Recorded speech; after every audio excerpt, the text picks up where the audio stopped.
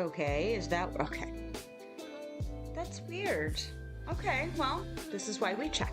Right. So, good morning, good afternoon, good evening, wherever you are, whenever you are. Hey, I'm a practical eccentric, and I'm here for some making stuff in the garage, art in the garage, craft in the garage, whatever you want to call it, whatever you need it to be. All right.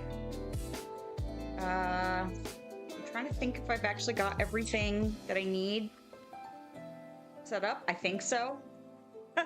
I had to go in and like fix all of my stuff. And why do I see? Oh, I know what I'm saying. Okay. Because I have done so much new stuff. Oh. Sorry, I'm getting a notification that I wasn't prepared for. I haven't worked on this laptop or used this laptop for streaming recently. So I'm a little off, which is fine. It's fine. But that means there may be some kinks in the works. I set up my camera and now it looks different than when I had set it up. I don't know why, but we'll go with it. It's fine. But I have done so much stuff to change my stream on my PC for gaming that I had a whole lot of checklist yesterday to try and make sure that this would actually function correctly, as well as stay consistent with my gaming stream. So like my overlay, all of my screens that aren't actual me doing things, all of that stuff had to be set up. And anytime I have to kind of go back to the beginning and redo a bunch of stuff, it's like, okay, do I actually remember how to do everything? And that's not always the case. So I have another little checklist item to do now. Theoretically, everything should be functioning correctly. This is the first time I am using the Stream Elements multi-streaming on my laptop for this kind of stream. So hopefully my chat will behave itself. So far I can see everything, but you know, I won't really know if I ended up missing anything unless I double check or unless I catch it after, which isn't ideal, but you know, we do the best we can here. So got something on my laptop. Anyway, dust. But I cleaned up in here yesterday. I swept out all the leaves. I took my little throw carpets and shook them out outside, which was disgusting. Just lots of foot traffic and lots of, you know, yard debris, nature debris, that kind of stuff. So that was gross, but they're garage carpets. They're not gonna be pristine for sure. So definitely needed a spring shakeout. They should probably still get a wash just so that they're washed, but I don't fret over these. I did not spend a lot of money on them. They are more for the fact that the floor is concrete and that they need to be, you know, at least, you know, given a quick shakeout, probably a quick wash, just to keep them in, you know, a pseudo-maintained state, I suppose. So I'm going to do something real quick. I cannot see the chat at the moment, so if you chat right this second, I will not see it, but that's because I want to get to the quote of the day. So let's go in and find it. There it is. Okay. So this is, life isn't about finding yourself. Life is about creating yourself. And that's from George Bernard Shaw. And the reason I picked this quote is because I'm doing this stream today. Because although it is a little chillier than I'd like it to be out here, I am in the mode to, and I am motivated to kind of create some stuff. The stuff I am currently working on, well, that's not true. I have like 14 million projects in the works because that's just how it is. But the thing I'm going to be working on today is something that's going to decorate and enhance the space that I am in. I am in a garage. It is a box. It is ugly. I see ductwork. I see, you know, there's like some cutouts from where they moved some panels. Like there's like, you know, an old light switch like I don't know, 2 inches by 3 inches or however big those things are, where they obviously moved the switch somewhere and they never patched up the hole. You know, it's just a garage. It's function. It is not form. So as I have been working out here and trying to make this more of a creative space that is pretty, which is a challenge, I've been buying like scarves and let's see, what else do I have in here? I got myself some little fairy lights. Those still need to go up, but my ceiling's way up there. And so it's going to take me a minute, but I've been like acquiring little things, you know, as I have a few bucks here, a few bucks there, whatever. But some of the stuff I can do is making things for my space. So although it would be fantastic if I had a whole studio space that was designed to be appealing from the get-go as opposed to a garage. My garage also has to function as the storage space for my recycling bin and my freezer and my kid's bike and outdoor equipment, my lawnmower and all of that stuff. Like, that stuff doesn't make me go, oh, I want to make something pretty. But I can enhance the space so that when I do come out here, I feel like, I don't know, like it's still my space. It still makes me feel happy. Like, I want to see bright colors. I want to see patterns. I want to see a hodgepodge. I would say it's kind of like the stuff I'm going for is like a boho, but not the boho in beige and just mostly textural. I like bright colors. I like obnoxiously detailed patterns. I like things to be mismatched. I like tie-dye, you know, like, I like that kind of boho. So that is what I'm going for. So the other caveat, oh, and that just, you know, to round out the quote of the day, before I get distracted, because I have squirrel brain as usual, it's just, you know, I may not be able to, like, buy the ideal and just have it, but I can create something that just still gives me that feeling of connection. And I encourage you to do that, and by whatever means. My project today is based in recycled materials and paint that I've had sitting around for ages, and it's what I've got. And it may not be like this perfect thing, but I'll be making it, and I will have a, you know, connection that way too. And theoretically, in the end, it should be cool looking, but it's all in here right now, so who knows how it's actually going to play out. But we'll get there, right? So, anyway, yeah, so what I'm going to do today is I'm going to be kind of doing a combination of working on the project, but also kind of cleaning up my materials as they go, because things just need to be wiped down, you know. There's dust accumulation and that kind of stuff, and I did clean my table up. I did, you know, kind of prep a little bit of stuff, but I was like, you could either wait till it's all perfectly done, or you could get as much done as you'd like to get done, and then, you know, work from there. So if you see me wiping down things, it's just because spider webs and garage funk have accumulated, and that's just how it is, because this is the space I'm in. So anyway, I hope everyone is doing well today. It's a little chilly here. I actually got everything set up yesterday and then came out this morning and went so normally I wouldn't have my overshirt on for this, and as it warms up I won't, but it's a little chilly, so I'm just gonna deal with it. So anyway, if you have not seen any of my I don't think I've turned this into any other content. I think the only content I've done for this particular project has been streaming.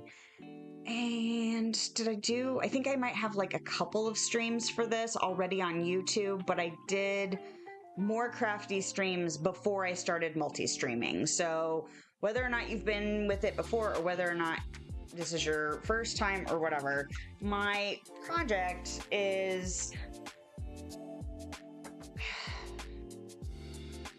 I really should put together an inspiration picture so that I can be like, this is what my inspiration is. But essentially, I saw somebody who made something out of recycled cardboard. He actually had made, the first thing he made was curtains, and he used like, I'm assuming it was like tulle or something. It was like a meshy, but like really fine meshy kind of fabric.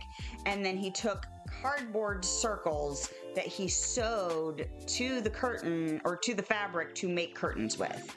And then later he did a project for, I don't know, I feel like he did it for like a show or a photo shoot or something like that, where he made clothing pieces out of the cardboard. So he disassembled the curtain and then used them to kind of, you know, make like the thing that really inspired me was this kind of vest with like a almost like a flare feel. It looked like something straight out of the 60s. So it looked like fringe, but like his circles are like, you know, what, 2, maybe 3 inches across. And the way they draped, I mean, I know it was on a person, but like it reminded me almost like a beaded curtain. So the idea I have, because I actually didn't really care for the curtains that he had made, but I liked the clothing he had made that looked like beaded curtains. So if you can imagine a beaded curtain, how they have a whole bunch of beads on strings that, you know, cover a big space, but in the size of like 2 to 3 inch circles. And that's what I'm going to use to kind of hide where the garage door comes up, like the bars that come up where your garage door goes, and when you put it up. I don't know how to describe that. I feel like I'm doing a poor job. But that's where the inspiration came from, was kind of like a beaded curtain, but also making it out of cardboard. So this, along with many, many other pieces, I'm planning, the plan is to paint shapes and then to do like textural type stamping, probably with found materials like bubble wrap or packaging or something like that, and then do detail work. I don't know how detailed. And then I'm going to cut these down into circles, not perfect circles. I'm going to punch holes, and then I'm going to string them together. Well, not really string, kind of tie them together in kind of a beaded curtain look.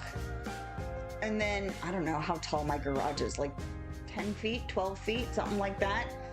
But it's gonna run the width of my garage to kind of disguise the ugly. And theoretically, it should be lots of bright colors, lots of pattern and shape. And it lives in my head right now, and I may execute it and go, but, you know, a lot of what I like to do is about the process of doing it and not necessarily the outcome. So I'm going to trust the process and then have fun in doing that and see where it takes me. And if it doesn't look great, if it's not 100% like, ooh, that's exactly what I imagined it would be, it's a garage decoration. You know? So anyway, now that I've gotten all of my, well, not all of my yakking. If you've been with me before, you know I'm not done. But now that I have gotten my quote of the day out, my caveats for stream not being necessarily perfect, and the project I'm going to do, let's get some paint out. All right. So how's everyone doing today? Did I already ask that? I don't even know. All right. I gotta get my life together though, because while I know what I'm doing, I also am like, what am I doing? All right. Well, I don't even know. So let's just grab a bottle of paint and see what happens. So nice to be out here. Threw open the garage doors yesterday. That was something else I've gotten. I got these little like hippie chime bell thingies. I got like ones that are repurposed out of old, I think they said they were cowbells, but they don't sound quite like a cowbell. They're kind of close. And then I got some other ones that are like very tinkly, fairy sounding. I'm super paranoid about putting them outside. Not that I can't spend a ton of money. Wind chimes are expensive, but so I didn't spend a ton of money on them, but they're like things I've been coveting for a long, long time.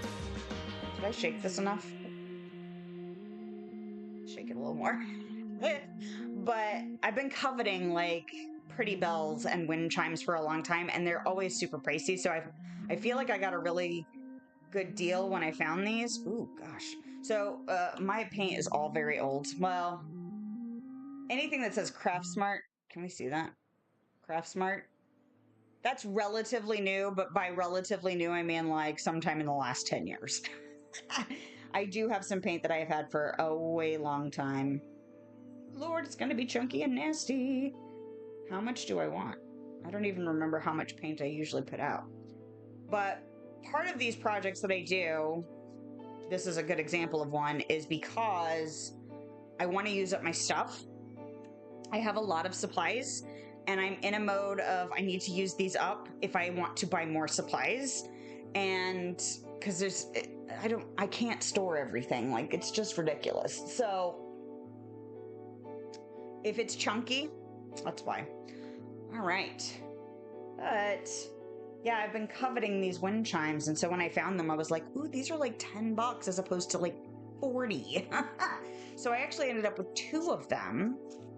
And I want to say I might have spent 25 between the 2, but I'm super paranoid about them getting destroyed in weather. So I don't want to put them outside.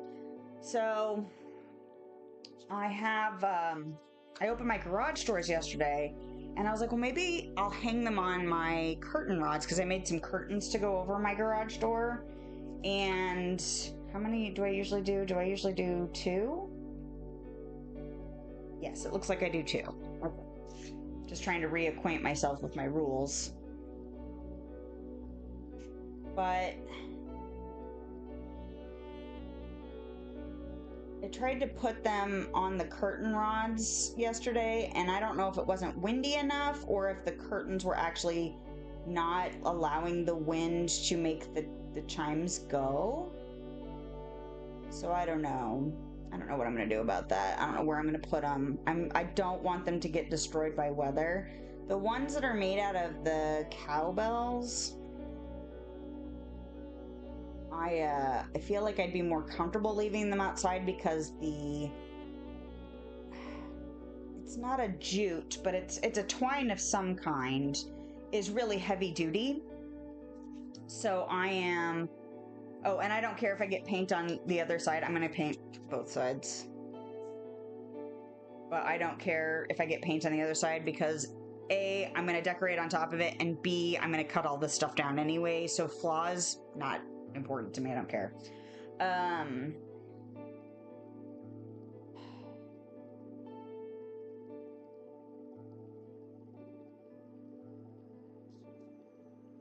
But the other bells, the ones that are kind of like fairy sounding, they're really tinkly. I don't want to put them outside for fear that the cords will die in like rain and cold and heat. Like, that stuff just all takes a toll. The wind chimes I have bought previous to these have all been super cheap, like dollar store cheap, but they've all died. Like, the weather just eventually destroys them. Now, I could put things up and take them down. I don't like that idea because I just know myself well enough to know that I probably will forget, and then I will run the risk of getting extra lazy about it, and then they'll die. And that's not acceptable. I mean, the bells will be fine, and I could reconstruct them, but I don't want to have to do that. All right, it doesn't have to be perfect. All right. There we go. Oh, I gotta wipe them. I'm gonna have to wipe every single one of these down because they've just got a layer of. This obviously has some. Oh, it's a string. Yeah, I've had a lot of fabric and stuff come through here, so.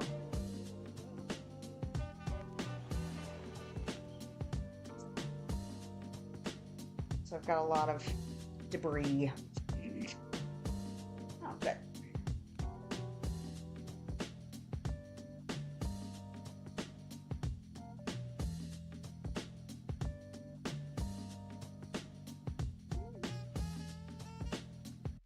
Oh, it's nice to be out here doing this. I thought about getting out some of my glue book projects, although the things I'm really looking forward to working on this year are my Rolodexes. Since I got a second one, I have so many Rolodex cards that once I start gluing layers of paper on top of them, I know that it'll be too much for the little Rolodex that I started with. So I found a bigger Rolodex that actually doesn't have enough cards on it. So I'll end up with 2 Rolodexes in the end. It actually has so few cards in it that it won't spin the way it's supposed to. So it was just kismet that I found it. Yay, not garage sailing, thrift storing.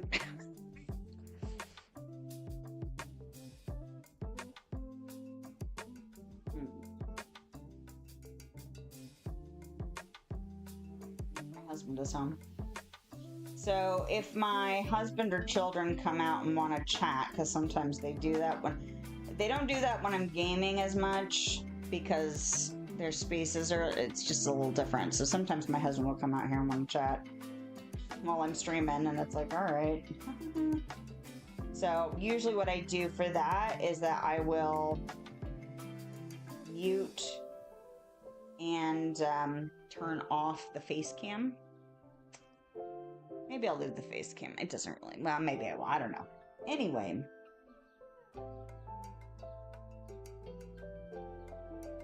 But that's always a possibility when I'm out here. I don't think he bought anything to stick in the freezer at the store, but he might have. So we might hear something soon.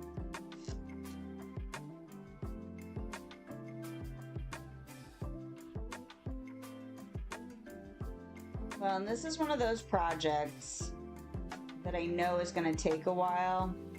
I don't even know if I have enough cardboard pieces started to be sufficient. Because I don't want to think that hard or plan that far. If I have to paint more, I have to paint more. And that's fine.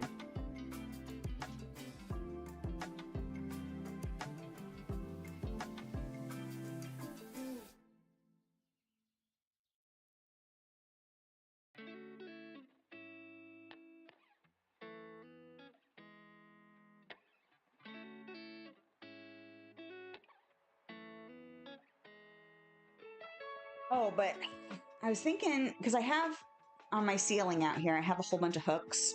I've actually put a bunch of scarves up. I don't really care for how they ended up last year, but it was the best I could manage after multiple attempts.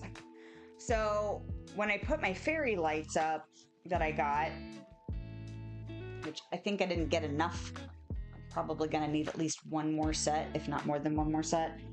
Where do I want to put this?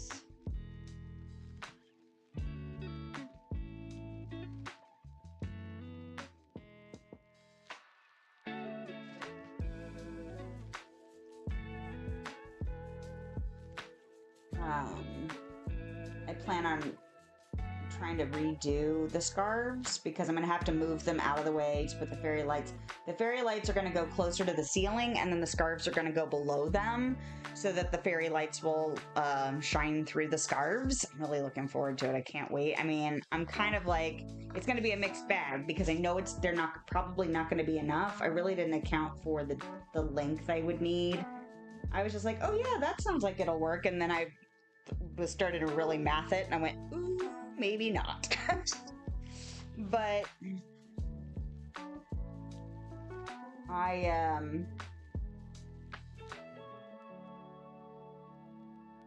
since I'm gonna have to take the scarves down anyway, I can try something that,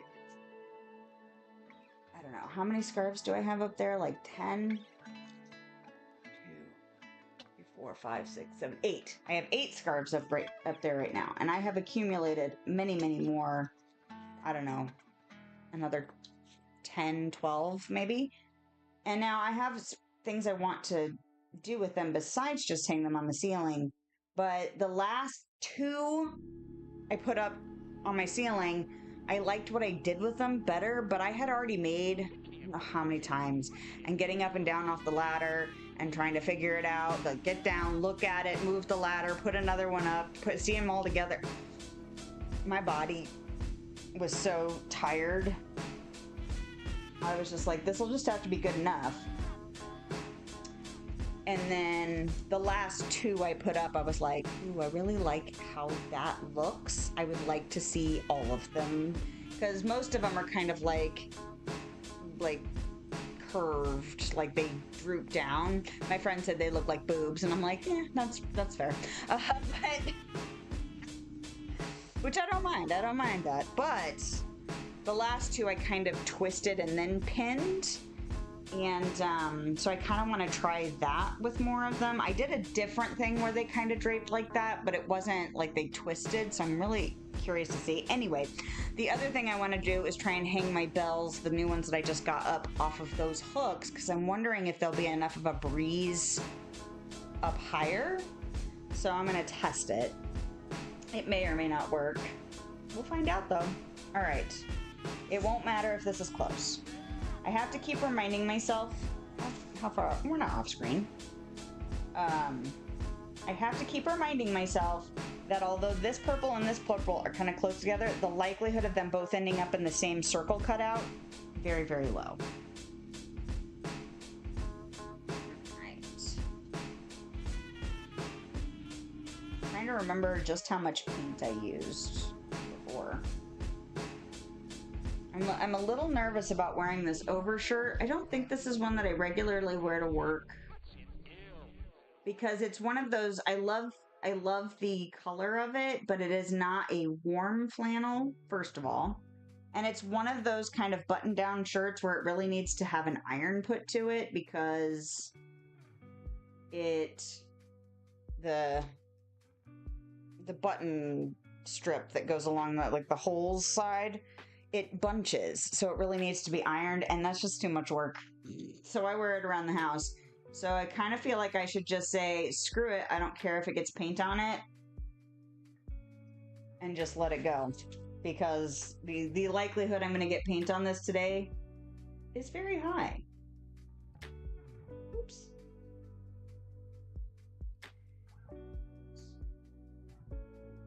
Probably being more precious about the lines than I need to be. But I don't care.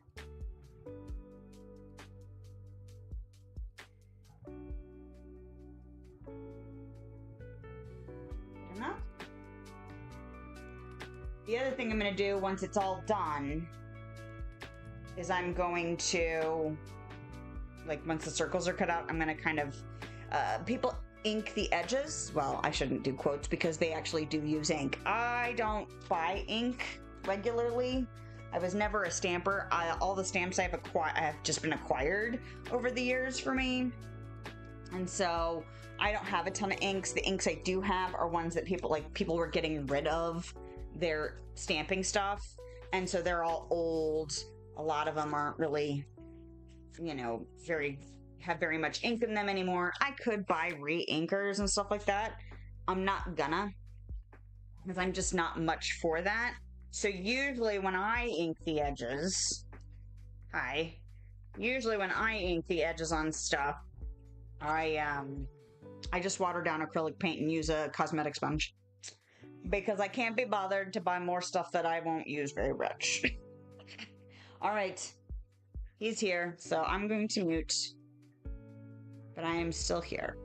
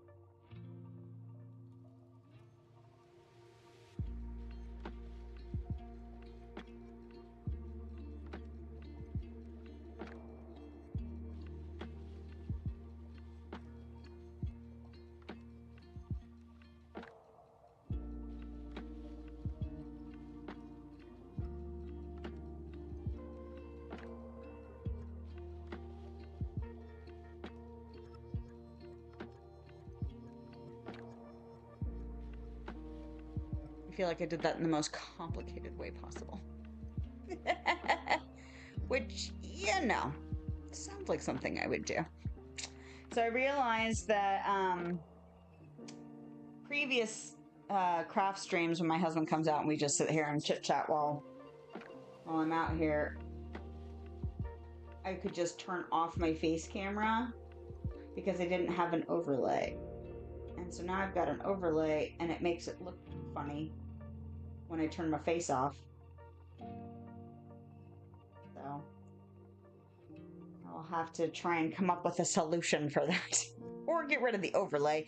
But I kind of like, this stuff isn't as interesting, so usually my face would cover like this stuff over here, the water and paintbrushes and that kind of thing. But I kind of like having the space be visible. So I'll just have to brainstorm something. I put a freeze frame of my face going like this. Like a dork. All right. Oh, and my son has a concert coming up on Tuesday. And he's been a little lax on his practicing. So he is kind of stressing out, which is fair. We are definitely in harsh lesson learning time, I think. But the reason I mention it is because he plays trumpet. So if he's practicing today, there's a possibility you may hear trumpet in the background. His bedroom is actually on the opposite side of the house upstairs, so that's usually where he's practicing. But, it's a trumpet, so it's not quiet. Do I want it on this side? Do I want it on that side? Does it really matter? I'm gonna have to get rid of these chunkies. Okay, this is probably more paint than I wanted. But that's okay. I want to use it up. And I want to add color to, a variety of colors on each panel. I actually have not finished going through every color I have. So, I am almost done. I want to say I've got, a dozen left. I have too much paint. Not that I have a problem having a variety of colors. I don't feel the need to mix a ton of colors. And actually, one of the creators I enjoy, one of the first creators that I really got into on YouTube years ago, and actually inspired me to even begin trying to create stuff on YouTube, is Jenny Belly. And she did a video recently where she was talking about buying lots of different colors of paint for two big reasons that I really resonated with. And one of them was, I don't want to have to mix colors. I don't want to have to do that. Me personally, this is fun. This is the fun stuff for me. I don't want it to feel like work. Now, I will mix colors together and I will do that for fun, but I don't want to have to do it in order to get the colors that I want. Sometimes I want to do stuff like this where it's just like, I just want to put color down. That's all I want to do. I don't want to think about it. I don't want to try and, I'm not painting realism. I'm not painting still lifes. I'm not doing that. I'm not doing portraits. I'm not doing anything like that. But if you like doing that and you like having that be part of your process, do it. But I don't want to have to do it. Doesn't mean I can't do it. Just means I don't want to have to. And then the other thing she mentioned was that she's really frugal with her supplies. Like, she doesn't want to put out stuff to mix a color and then only need a little bit of it. She would rather use a pre-mixed color and use just what she needs so that her supplies last longer. And I was like, that is even more important to me, because I also do not have, I have a ton of paint and I have purchased paint, but I don't have a ton of money to put into supplies. So if I feel like I can't waste them. And I feel like paint mixing, like you could do stuff with those paints, but you would have to you'd have to be really good at matching, or you'd have to be have planned out a lot to use up the paints that you use to not end up with some waste. Which there are things you can do. That's 100% true, but yes, if I feel like I'm wasting supplies, and even if it, like this table, like I've gotten a lot of mess on this table, I don't feel like this is a waste, because I actually like how my desk looks. It's messy, and honestly, the only thing that really bothers me is this big chunk of black here, but I was painting some stuff that required painting edges black, and that's just how it turned out. So I'm not like super thrilled about that, but it's already getting layers of paint on top of it. So even though it'll be dark underneath, it's almost like a graffiti look to me. So I do like the fact that if I don't like a particular chunk of my desk right now, it's gonna change anyway, because I'm gonna paint more. How do I want to do this? I kind of want to just put it down and see how much I actually want to do.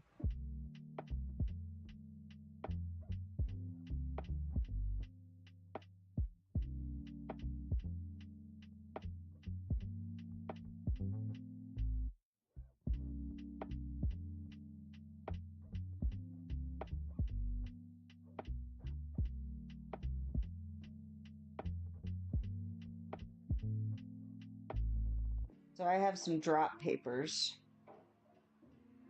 that I will use here in a minute for this purple that I'm working on. Do I want to just leave it like that, or do I want to take it up a little bit? I kind of want to just leave it like that,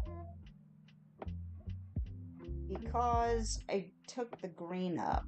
This green here, I took it up around the corner. So I kind of want to leave this in a line. I'm trying not to make everything look too much like it's on the same line. It won't really matter a ton in the end, because of once I cut it up.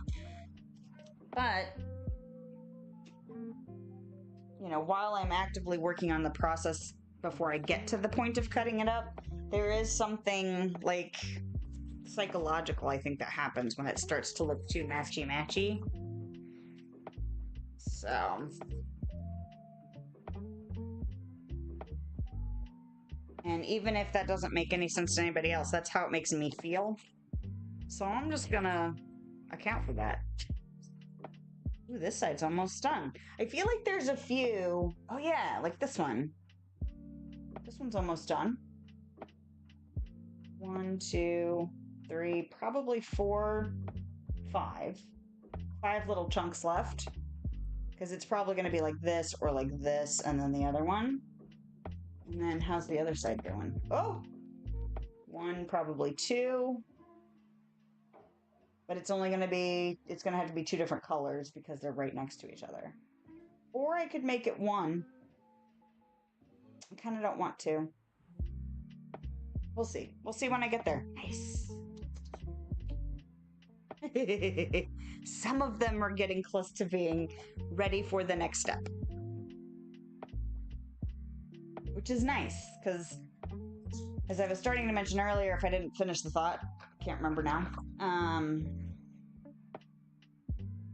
This is not a short process. I'm playing the long game here.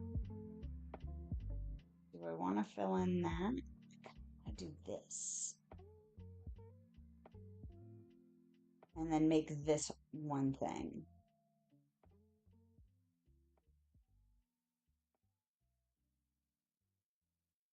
In fact, what I really should do is I should use this color to paint that one where it's going to be like one. I'm going to need 2 colors for the last 2 chunks.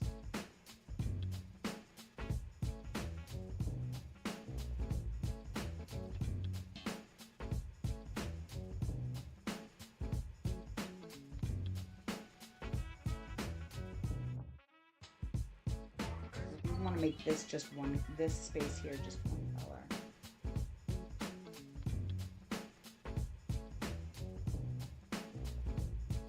Well, and something else when I was setting up the stream, my microphone wasn't working at first. And it didn't do it again today. I don't know why the setting didn't take. It's kind of weird. But I have clip-on microphones that actually I want to name it FizzGig because it's so fuzzy and big. It's like it's its own character. And if you know who FizzGig is, bonus points, right? But I was trying to figure out how to set that up for streaming, and I don't think I ever finished it. Like, finished figuring out how to make that a thing. And so, but the program remembered it, so.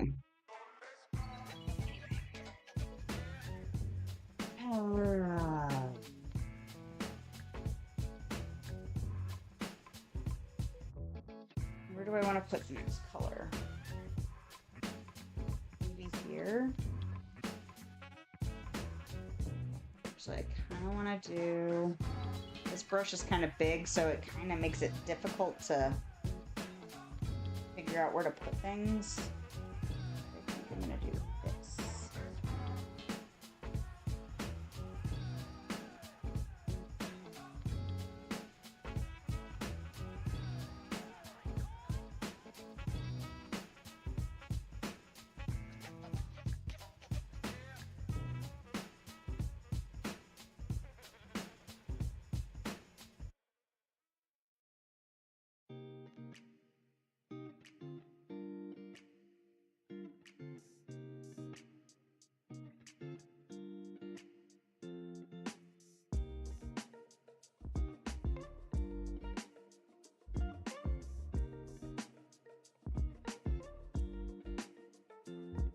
Well, and as much as I want to try and make the lines as straight as possible, there is also part of me that's like, it doesn't have to be perfect.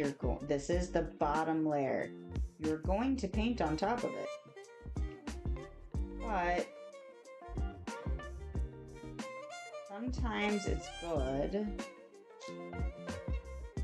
Sometimes it's good to just remind yourself of the obvious. Because that inner critic, that internal demon, that brain circus, it'll keep. But my husband likes to call the gremlin. It will wheedle at ya. And so, one of the ways I combat it is I just keep reminding myself that it is both okay that it is not perfect, and that it is okay that I keep trying to make it as perfect as I will allow.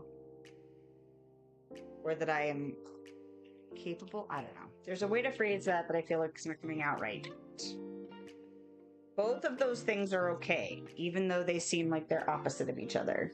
Like, I can still try for a straight line, even if it doesn't end up perfect. Because, like, this is curved.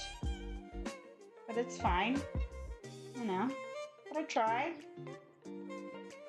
And it's going to get cut down and covered up anyway.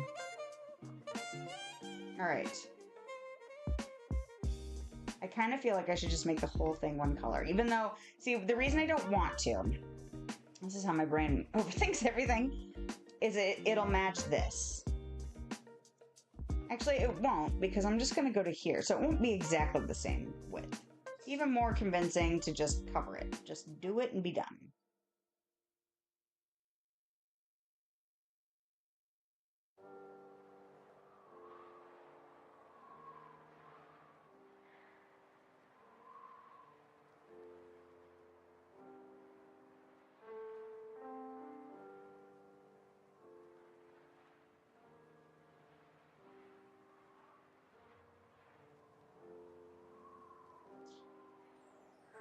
And what I haven't checked in on is seeing how the system's being taxed, because I did switch the streaming software that I was using, and I haven't really done testing yet. This is the test. So I might want to look at that. I don't even know what time it is. That's nice though, right? I mean, it's not if I have like appointments and stuff I need to get done, which theoretically I have some stuff I need to get done. I made myself a whole list yesterday, but none of the stuff that's on the list for today that could get done today is something that has to get done today. I think the most is laundry, and that's just so people have socks. Socks for tomorrow, and then pants for the rest of the week. I mean, I've got pants, because it's mostly me that needs them. Is that it? Kind of rough right here, but not so much that I care enough. Well, apparently.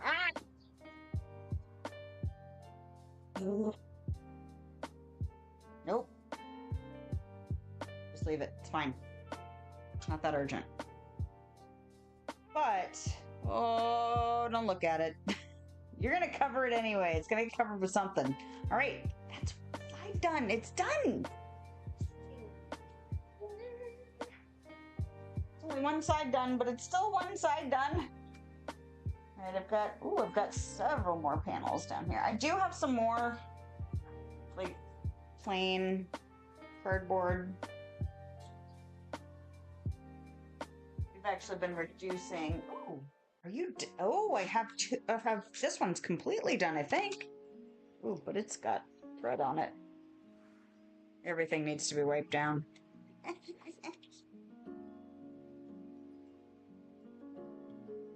Yeah, this one's completely done. Excellent. Love it.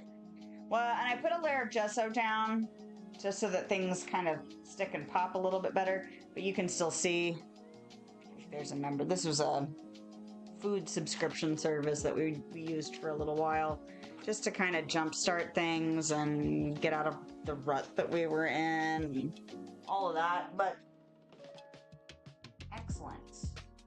That's where most of these, they're just the flaps of the boxes. All right, where are we at? Only at an hour. Fantastic.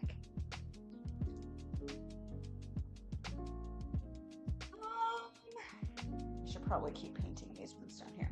I have them divided into two sections, probably because how I was working when it started to get too cold and I stopped working on it. I was probably putting some on the floor, and then when I was done like going through all of them, then I would start putting them up on the desk, just so that it was a back and forth, because I'm trying to give them some room to dry. Not that they need a ton of room to dry. This is a bigger chunk. It's gonna take a while. Don't look at it. It's fine. All right, where did I put my towel?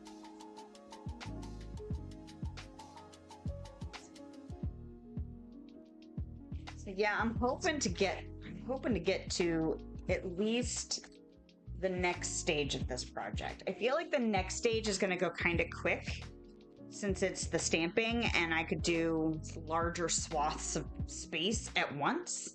I have stencils, probably going to use stencils. The detail work, I'm still like, I'll probably do like outlining. That's what I'm thinking, which will probably take a significant period of time. I'm kind of hoping to use my paint markers for that, although I'm worried that some of them may not be, like, because it's been a minute since I've used them. Like, it's been a minute. But I might be able to justify purchasing more if it's really bad. I don't think they're really bad. Posca, the ones I'm thinking of using are my Poscas, and those are notorious for being really good quality. Notorious positive. It is in this sense. Ooh, I'm almost done with this color. Nice.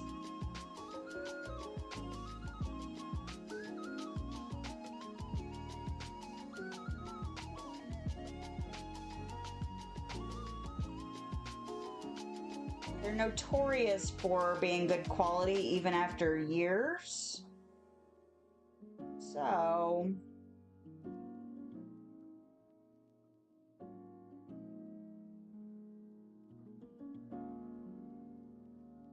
And I feel like the last time I tested one, I was like really surprised by how well it still worked. Ooh, we're getting to the chunkies.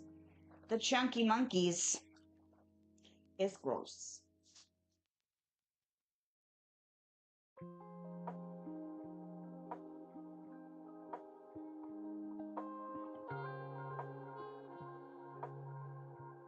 So I'm hoping that they will still work well enough.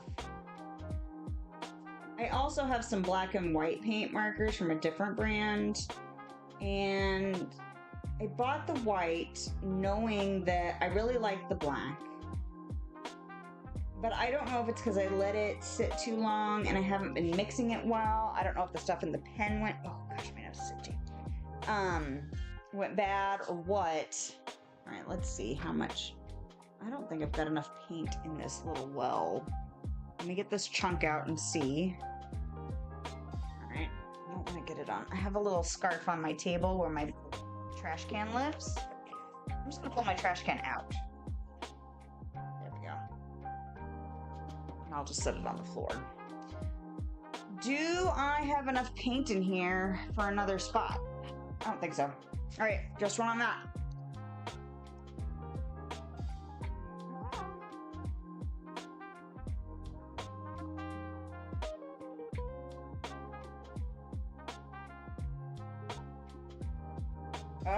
You know what I should do? I should just tear this apart. Because it's a little too torn up anyway. And if I use it, I probably will tear it up. Ah!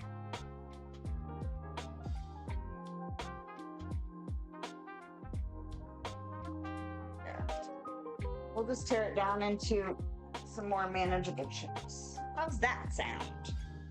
Because it's already, this was like, somebody sent a book to a, I don't know, a library or something, wrapped it in that, and I've just been using it to wipe off my brushes. Huh. So yeah. Interesting. Volume 22 of a journal from 1940.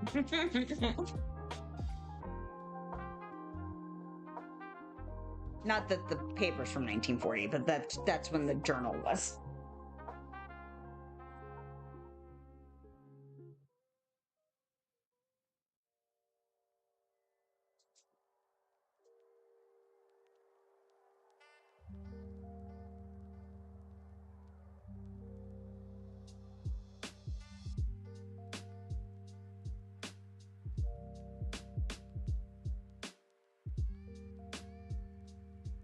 Ah, I tried to throw it on the floor and it flopped over.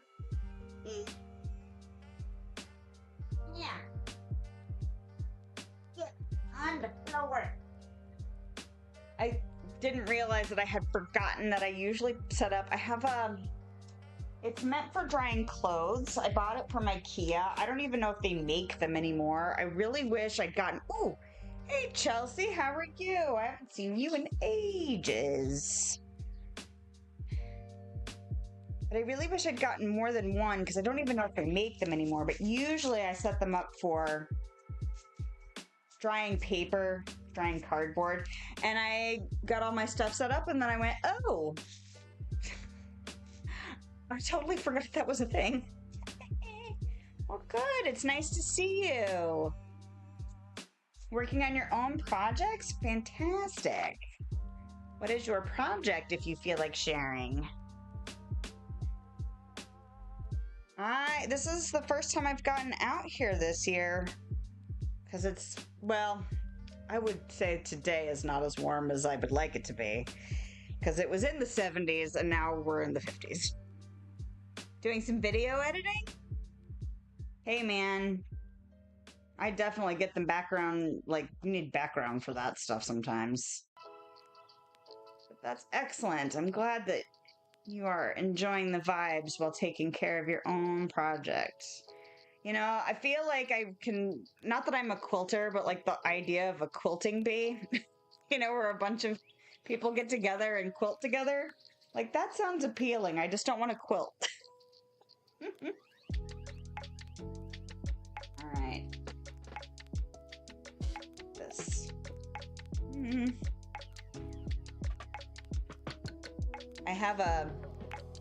I don't use an apron, but my mom gave me this little tank dress. Oh, you can't really see it. It's like a tank dress, but it's white. And I don't do white clothes because, well, I've had kids and pets for too long.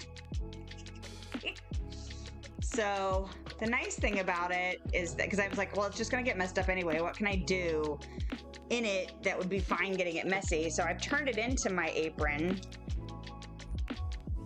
And I wipe all my extra paint off on it, like the real dregs, not like the paper I was just doing. But I wipe the real dregs off onto my dress. And so now it's turned, let's see, can I stand up? I don't know if it'll show. It might show better on the other camera. But like, it's got all these different paint splotches all over it. And sometimes I put it on backwards so that I get paint on the back too. And it's getting quite satisfying. Do some painting. You should. Is it chilly where you are? I feel like you're probably more north than I am. But maybe you have a warmer space than I do for creating. That is, it's like a blessing and a curse for winter time, because usually that's my like recharge period, but it's also too cold to be out here and paint. But you should break out some paints. I encourage it. I'd really like to get done with painting these solid colors. Let's see here. We'll see how long I make it before I burn out. That is the only problem with making tedious arts and crafts, is that, you know, at least for me, I feel like I get on a kick where I'm really in it and I'm doing it and I'm doing it and I'm doing it, and then I'm like, and that's enough. And then I put it away for like 6 months to 6 years. What color? We just did a purple. I've got 2 browns, 2 oranges, 2 yellows, 2 reds, 2 blues, 2 greens, 2 grays, and some whites. I don't think I'm going to use the whites though, because I might do that for detail work. I might just do black and white for detail work. Oh my. Well, let's just do a green because it's right there. Ew. It sounds terrible in there. It's been nice and sunny today, but there's definitely a chilly wind. Yep.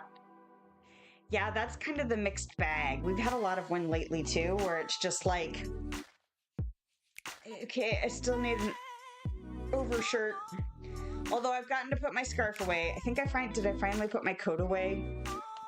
Because I put my coat away and then we had like 2 days of 60s, 70s and then snow. And then 2-3 days of 60s, 70s and then snow for like 2 weeks. I was like, so I had to get my coat back out.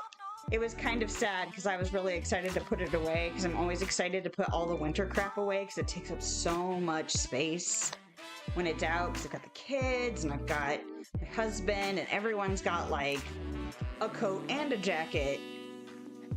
But we're almost there. Haven't painted in so long. Been working on a bead weaving hanging decoration. Oh, and it's a way bigger project time-wise. Yeah. Are they seed beads? Because that would be... I mean, I used to do seed bead stuff. I haven't done that kind of stuff for a long time. But yeah, beading projects can be shockingly time-consuming. There we go. I was like, there's a way to phrase this. My brain was fighting me. But I have in my past, and I think part of the reason I have struggled with finishing projects is because when I take lengthy breaks, I wonder how gross this paint's gonna be. I feel like it might be kind of gross. We'll find out here in a minute. It sounded better after I shook it for a little bit. Oh, it's fine. Okay, good. I'm amazed how many of these paints are still worth a damn. Where I want to put this. Oh, you know what I should have used? I should have used my brush to wipe off the lid.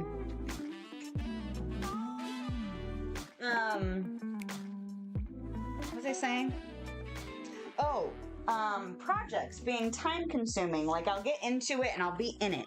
And I'll be, you know, chugging along, and then I inevitably will do something kind of like what I'm doing now, where it's super, super tedious, and then I will get sick of it.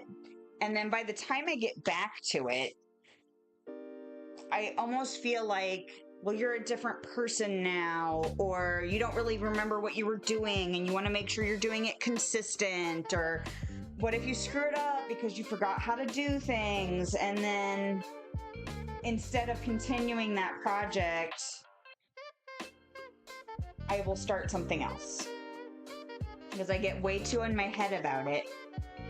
And, you know, it's just easier to start something new. But then inevitably that new thing is tedious and time consuming, and I'll put that one down. And so then I'll start another thing and another thing and another thing. And so I've been trying to forgive the fact that if I do it a slightly different way than I did before, okay, I'm not selling this stuff. And I, you know, unless I really am excited to start a new thing, and it's just me like overcomplicating and trying to be a perfectionist, which I don't need that. I work in a library where I can exercise my perfectionist side, and then I can come home and just be like, gross. But if I get back to the project, I get back to the project. If I don't get back to the project, that's also fine. But if I pick it back up and it's years later, it's okay. That's just how it was. To be honest, it's just been nice being motivated to be creative for once. Sometimes it's forever until my brain gets excited about something. Yeah. Yes. I actually did not run into my usual season. Well, I think previous years it has definitely been seasonal depression, but it's probably been based in the fact that I feel like I should be productive and I'm not feeling like I am being productive enough. And so I decided to like really analyze that cycle, because what I probably really need is recharging. And if I'm sitting there obsessing over how I should be doing some things differently, I'm actually not recharging. I'm spending the energy like I'm gaining by thinking I should be doing things differently than what I'm doing. And so I just have been letting myself have that time. And it translated into one of the least depression, punishment, guilt, exhaustion period in the winter. Usually winter's when I need to like recharge, that I can remember in the recent past. Like I've come out of it feeling not necessarily more energized, but definitely more at peace. I'm working on getting rid of that. It has to be perfect critical voice in your head. Stops you from doing things. Yep. Well, and it's not necessarily about like ignoring it, but accepting it, because it's still part of you. Yep. I've also I've applied it to cleaning things and just generally getting things done around the house, because the more I think about I should be doing more, the less I feel like doing, which puts me further and further behind, and then is a self-fulfilling prophecy. And I don't need that shit. I don't got time for that. That's too much to do. So I encourage you not to punish yourself, because ain't nobody got time for that. Yep. So yeah, and if you don't, like, if you get something out and you don't feel like it, then put it away, you know? Think of something else. Or if you feel like taking a nap instead of washing your laundry, like, you obviously need the nap. And honestly, I have been struggling lately with, do I really want to paint this side? I want this side. That's a lot of metallics all together. I have all these leftover metallic paints from years ago. And so, I mean, I like them because they're shiny, but Like, and my goblin brain is pleased by that, but fuck it, I'm gonna put them here.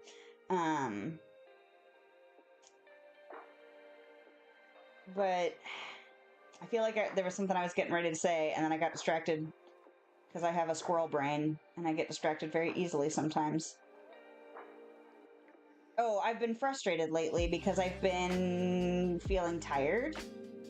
And tired in a way where I feel like it's probably related to like healthcare things. Like I probably should be exercising more.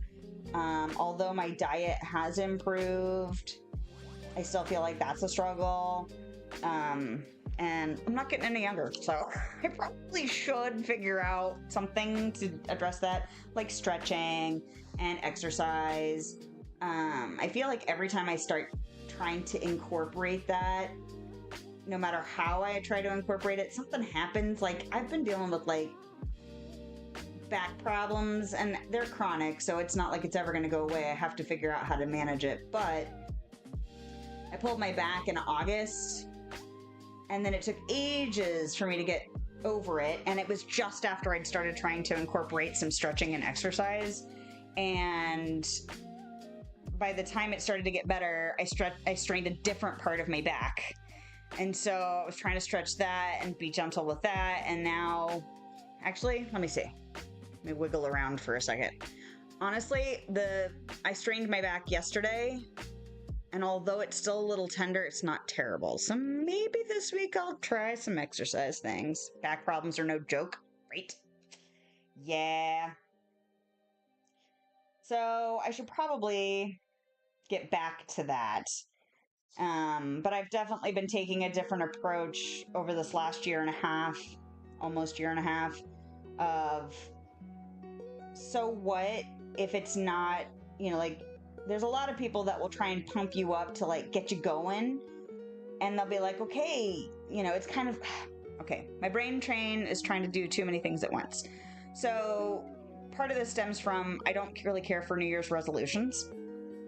I care for when I'm ready, but that means you have to pay attention to when you're ready. New Year's I think is easier because it's a definitive date. It's not something you define, it's something that's just defined by the calendar we live by. But a lot of people will be like, I'm going to start a gym membership, I'm going to start eating right, I'm going to start doing this is my resolution, and then it all falls apart in like a month or two. Some people succeed.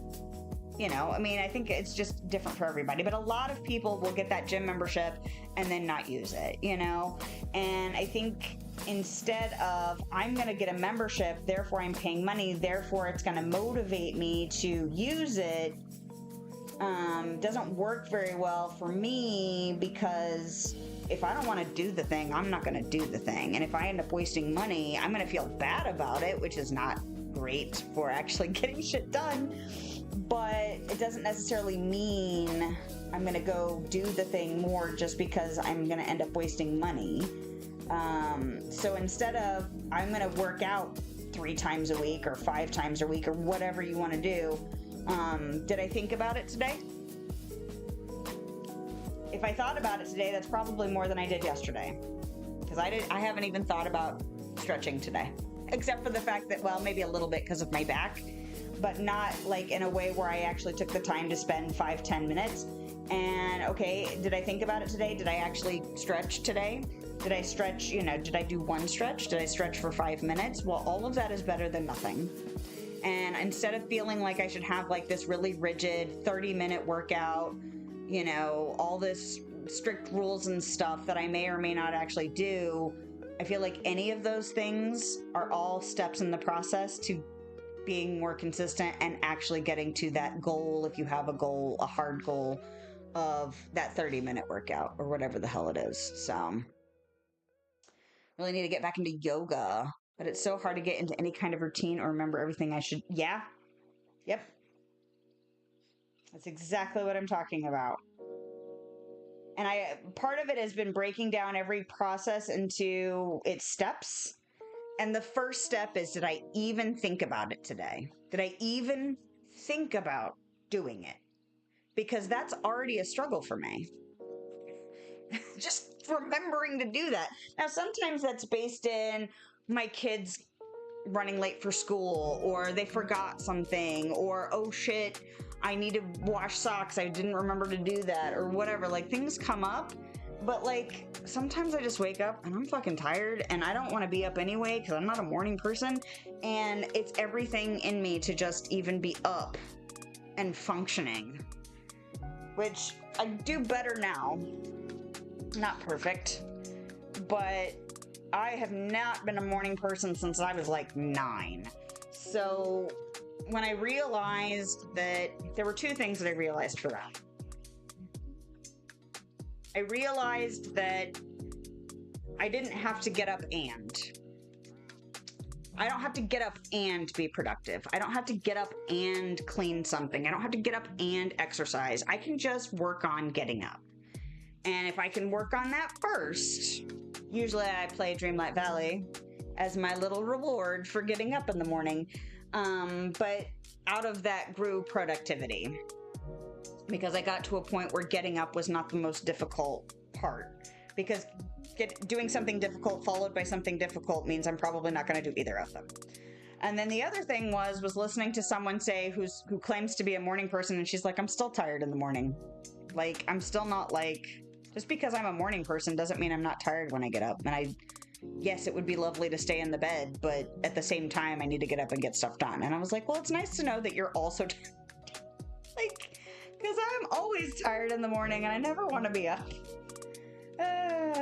Although, what was it? During spring break, my kids didn't have to be up early in the morning, and I missed getting up, and not just getting up, because now getting up that early is getting time to myself in the morning. But I also missed having the time to do productive things, because I also don't want to do chores after work if I can help it. And I'd really rather do less chores on the weekend if I can help it. So the only other time that really leaves me is before work. And I missed having that time. I was like, who the hell am I? Feel like it takes until 1 p.m. before you feel awake? Yup. And honestly, I don't know how hard it would have been if I hadn't had kids with a school schedule. If I did it for myself to just decide to start getting up earlier. So I feel grateful that I had kind of that as I have to deal with this. My kid's bus comes at, well, now it comes at like 6:25. But I get up at 5:45, and then I go lay on the couch, and then I like nudge him until he gets up and gets ready for school. And then sometimes I'll try and lay there for a few more minutes, and sometimes I'll just get up, but then I make myself coffee and I go sit in front of my game for at least a half an hour. And if I didn't have them needing me to be up, then I don't know if it would have been as easy to incorporate. It's always easier for me when it's for somebody else. He's getting to the point where he's gonna have to start getting up on his own, which means I have to let go of my control issues around that. Not that I'm trying to control him, but the fact that I feel like if he doesn't get up and get himself to the bus, then he's gonna have to wake my husband up, and then it's gonna turn into a thing. But there's also part of me that's like, but how else is he gonna learn? You know, you get up at 7 and still struggle? Oh no! But that's better than I used to be. But do you get up and feel like you should be doing something? Or do you get up and just let yourself get up? And allow yourself to just have that time? Because sometimes when I feel like I should be doing something, I veg out more.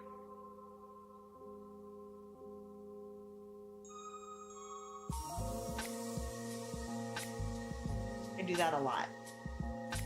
Not as much as I used to, now that I'm thinking about it. It's really hard too when it's like stuff for me and stuff without deadlines. I mean, I have a deadline for the laundry that's in the dryer right now because my kid needs socks for tomorrow for school, but like I don't have to fold them. But if I lay on the couch and say I really should be folding laundry, I probably am not going to feel like getting up and folding the laundry. So if I just need to lay on the couch, I just should accept the fact that that's what I need to do, and this is the time I'm going to do it. And if it does, oh no, I just got paint on my pants instead of on my dress. Damn it! That's all right. These are indoor pants. They don't leave the house. Well, except for that time that I went with my friend to the liquor store and decided not to change my pants. That's all right. Don't fret. Don't fret. Okay. But yeah, I take a lot longer when I feel like not doing anything and then obsessively thinking about how I should be doing things differently. Woo. Hi, are you coming out again? Okay. All right. Well, yeah, it's just frequent, apparently. Page.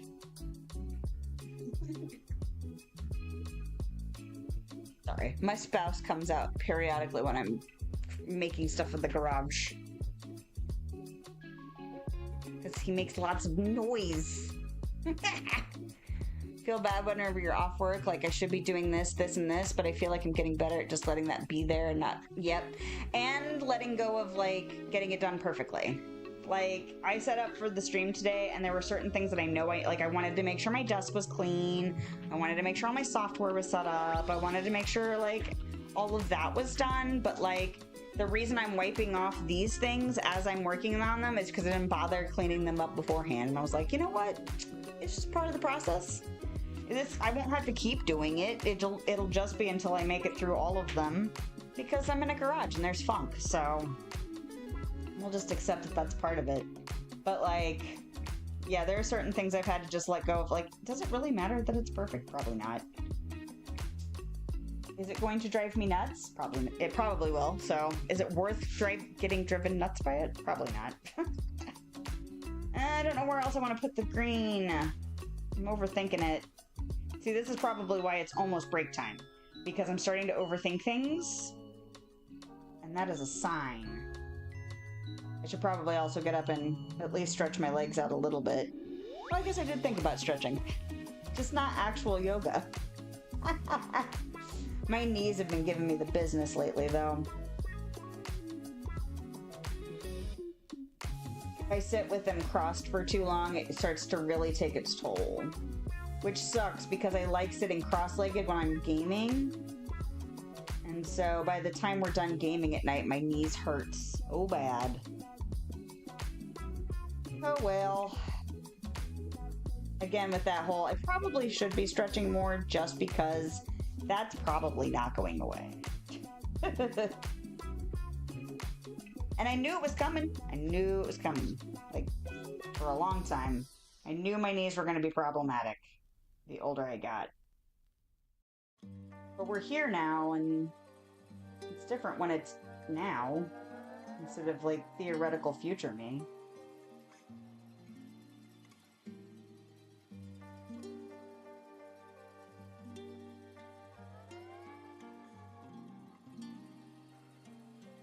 But yes, when you lay on the couch and you feel like you should be doing something else, just be like, well, if I rest now, then when I get up to actually deal with it, I'll feel better.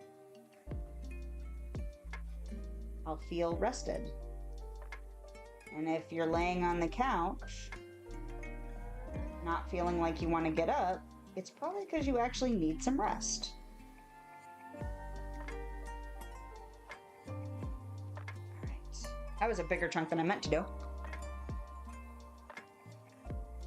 And yeah, I hate doing chores after work. That doesn't mean I don't do chores after work, but when I really started to think about it practically,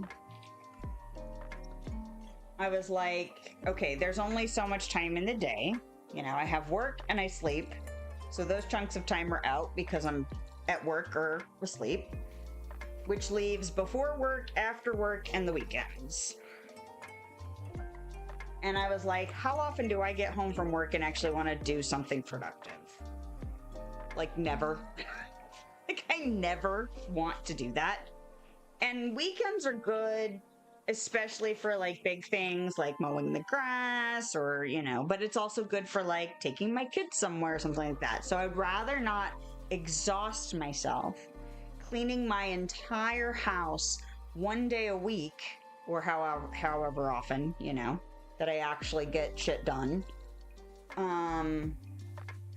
So if I want to limit that, and I don't really ever want to do it after work, I mean, within reason, like there's times where I still have to do stuff, but that leaves the mornings, so.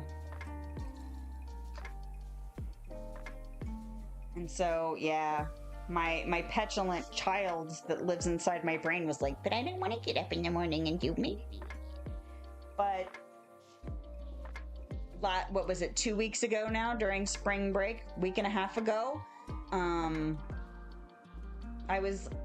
I had a sudden moment of, I missed getting stuff done in the morning. Like, I missed getting the laundry done before I left for work. I missed, like, cleaning my sink in my bathroom, you know, like, because I didn't want to do it when I got home.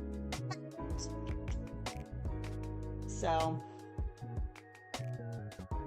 it was interesting because it just happened. Like, I wasn't consciously aware. I mean, kind of, like, I actually thought that doing content creation stuff was going to be the stuff that I was going to miss, because I do that stuff in the morning too.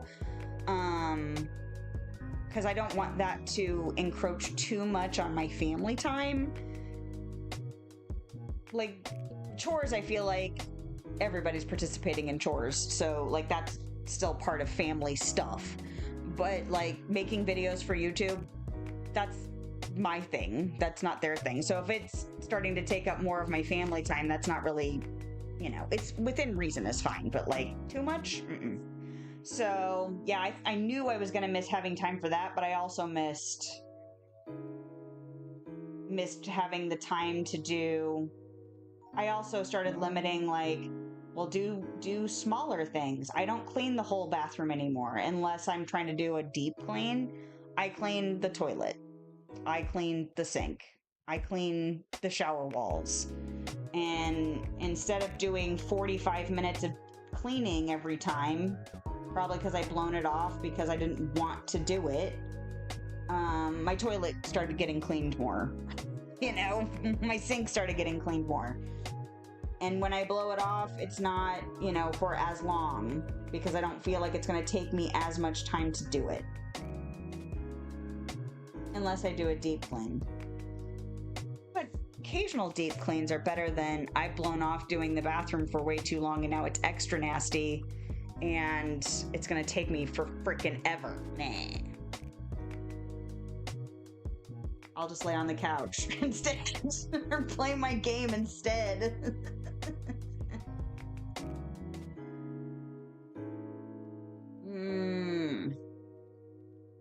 I feel like I poured out too much green. You know why I poured out too much of this green?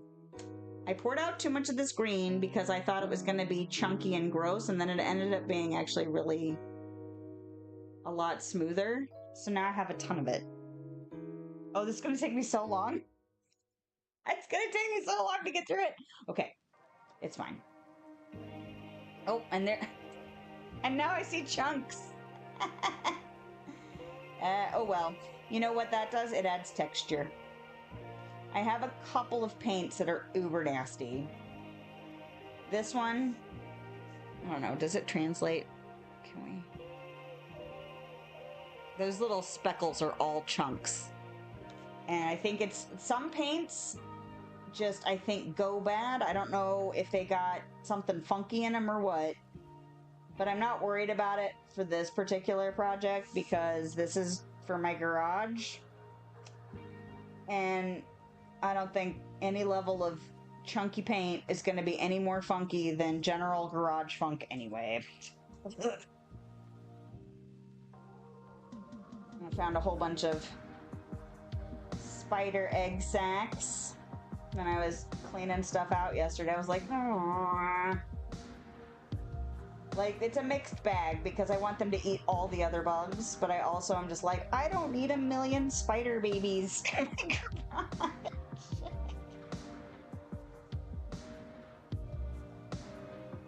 Which I've seen before. They're so tiny. If you're not into spiders, it's horrifying, but like, I like spiders enough to think that baby spiders are cute. Oh no! Yeah, I'm usually I'm the one that deals with the spiders. Like, I don't want them in my, like, I don't want them on my desk. Like, I don't want them in my bed. I don't want them there, but I do want them on the periphery eating all the other bugs. So, I tolerate them better than my spouse. My spouse will either let me deal with them, or if I'm not around, he will kill them. Which is fine. I mean, it's, you know, I know that there are lots of people that just do not handle spiders well. But, yeah, if it's me, I'm just like, alright, let me get a thing. I'll take it outside. Yeah. Well, and like, in the garage, too, it's just like, you know, life finds a way. Jeff Goldblum talking about bugs getting in your garage. Did you say Goldblum? Goldblum. But yeah, I definitely want them to eat the bugs instead of getting in here. Although, I need to go buy some more pots. I'm going to try and start planting some more basil's good for bug repelling, and marigolds are, so I'm gonna get a couple more pots. I might put a couple like right outside the garage door, so when I do open the garage door, maybe some of them won't fly in here. I have curtains, but there's still a gap between the door when it's up and like the opening, so they still get in. We can't really keep the door open in the evening because then we get moths in here. Bleh. Not that I dislike moths, but I dislike, like, when they're clustering in earnest around the single light source and out here. It's just like, please, you're just gonna die in here. Like, it's not healthy for you to stay. If only they understood English, or whatever language for whoever's trying to talk to them. It's too bad they don't understand human. There. We'll cover our bases. Okay, I think I'll do you here. I feel like I should be painting some bigger chunks so I can get rid of this damn color. I need to start pouring out less paint when I switch to a color. Oop. I'm gonna have to do some sound testing stuff. See if I really would benefit from doing a little clip-on mic out here. Especially if I want to open up my garage doors. I tested that last year, and although the setting, oh god damn it. Alright, that's fine. The settings I use cut out most of the background noise. If I'm talking, like I usually am, the birds and the street noise start to get really noticeable. So I don't know if a microphone would help with that. Maybe. I'd like to think so. Oh. Yeah, the moths flap around like crazy. And it's almost like they're in a panic to get to the light, even though they're bouncing off of the thing. What's my candle doing? I might actually have to buy myself some new candles this year. We had a store that was closing last year, and every time I would drive by there, I'd stop in and they'd have like all their stuff going discount, discount, discount. And so every time I went, I was like, oh, I'll buy another candle. I'll buy, well, no, that's not true. I bought 2 candles, and then everything else smelled terrible to me. I'm really picky. I like more earthy and some floral, but I don't do fruity or like coconut thing. I don't, no thank you. So yeah, when it got to the dregs, I was like, I understand why these are the dregs. Okay, this chunk right here, I'm just gonna do this, it's fine. Don't overthink. Don't overthink it. That's how we trap ourselves to inaction. Okay.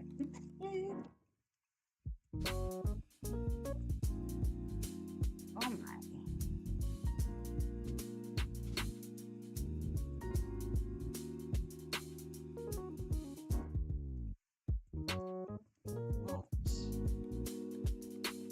I really should uncross my leg, because although I'm probably going to take a break here soon, I have not done it yet, and my leg is really, like, it's so crabby right now, it feels hot.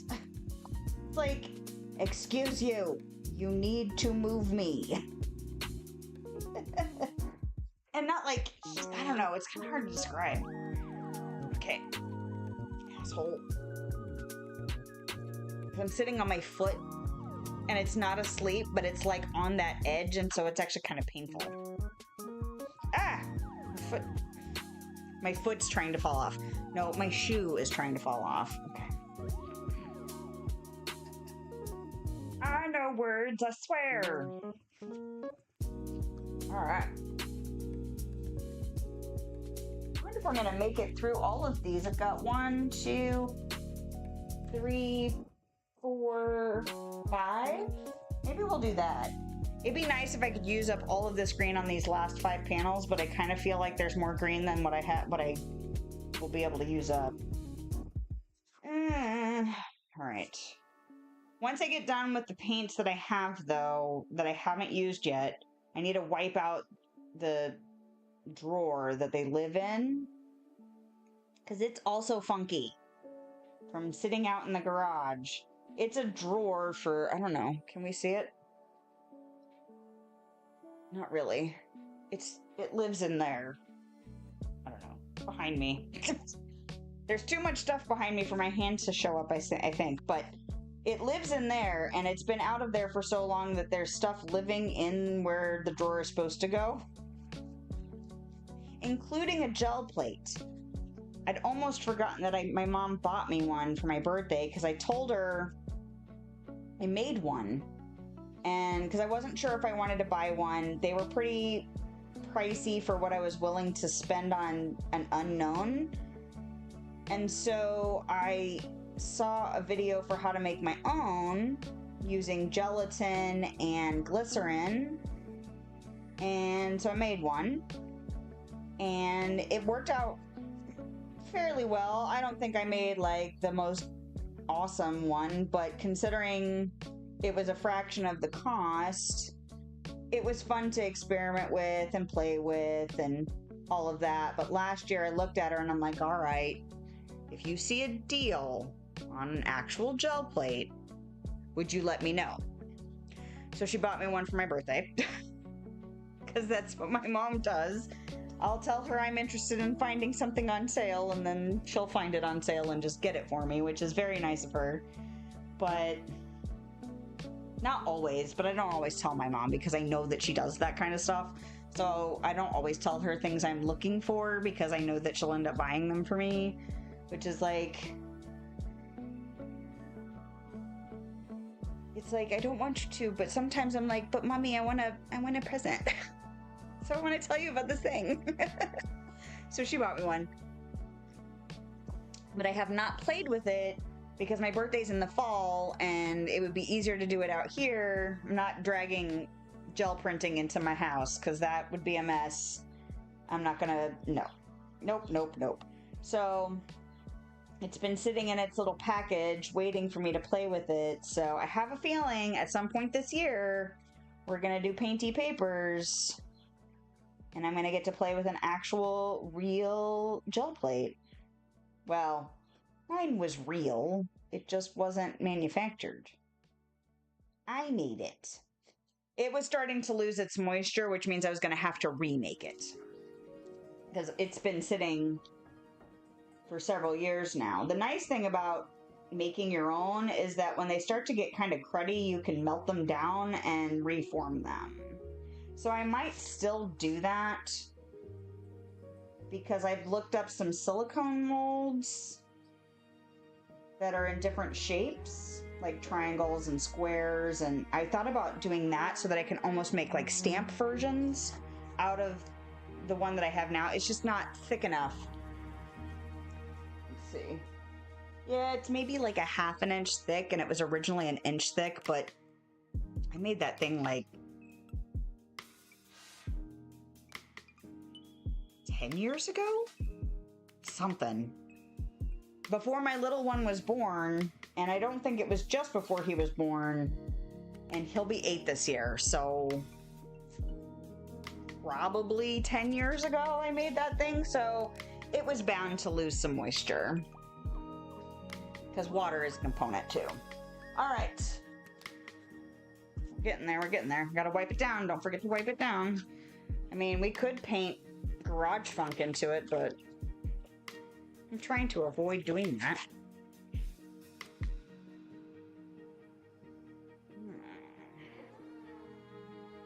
Okay. Ooh, this side definitely needs some green. Got lots of pinks on this side.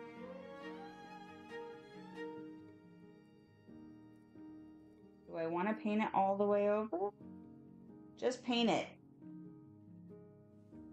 This is the part where I yell at myself to just do the thing instead of thinking about doing the thing. Just do the thing. Okay.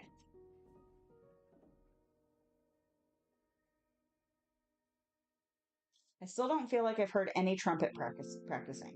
Now, either that's because I'm far enough away that I'm not really hearing it, or it's because he's not doing it.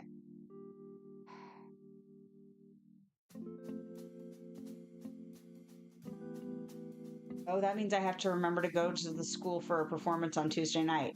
It's, I don't know how many people have this issue, but like, the more complicated my schedule becomes, the more I compartmentalize it, and then I forget that I've like double booked my brain. I don't know if that makes any sense. But like, I will know in one conversation, oh yeah, my kid has a band performance on Tuesday, and then I'll be thinking about getting errands done or something else done, and I'm like, oh yeah, I'll do that after work on Tuesday. And then Tuesday will come and I'll be like, oh no, I'm double booked. And it's not like I, forget the things. It's just like I forget that they overlap. It's weird. I haven't done it so bad where I've screwed something up, but it's really bizarre. Because it's not like I forget about one. I just forget they're at the same time. Like, if I could just clone myself, that'd be great. Because then I could go to both things. Oh, he's watching Justified. Because the reason I thought about my son practicing his instrument was because I heard a guitar sound, and I was like, okay, but it should sound like a trumpet, not a guitar. He's watching a show. My husband is watching a show.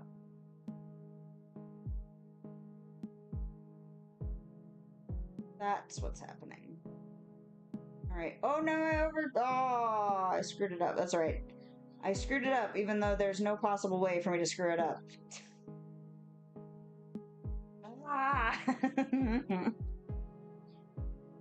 Well, and the thing about painting these lines and trying to make them straight is that usually if I sit there and mess with it too much, I make it worse and worse and worse and worse. And when I finally let it go, is probably 4 strokes after I should have let it go.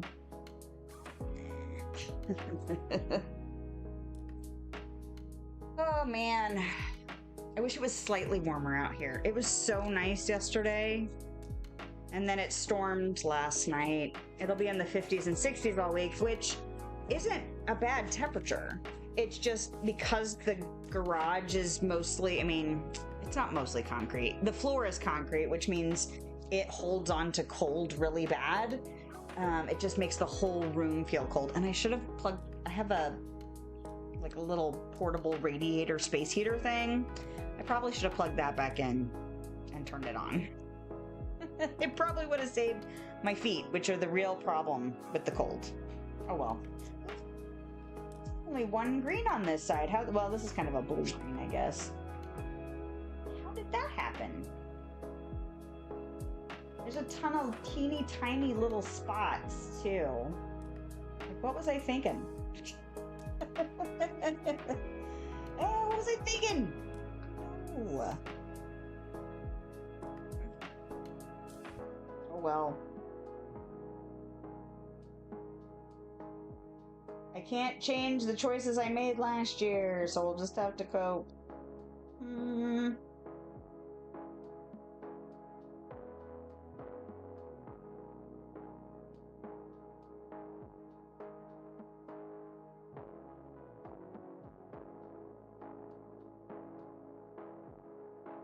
I ate before I started, but now I'm like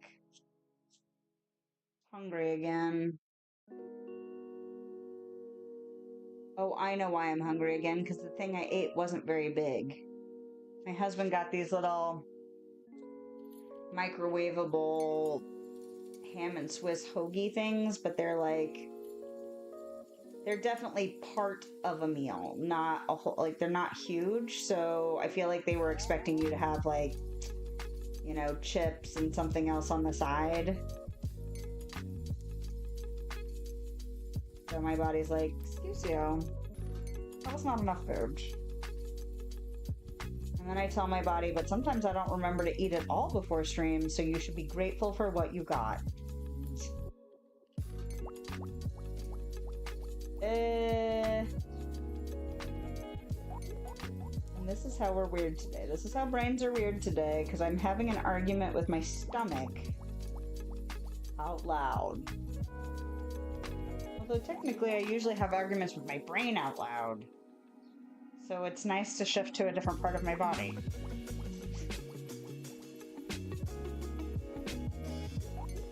Alright. Oh my god, this color's gonna take so freaking long. Can't believe how much paint is in this thing. It's just gonna go on forever. Oh well. You know what? If we only paint 2 colors all day, that's okay. Because you know what it really results in? The same amount of stuff that I would have painted had it been more than 1 color. It's just more of the same color. Instead of 4 different colors. Do I want to paint over? I like the size of that. Maybe I'll do like to here.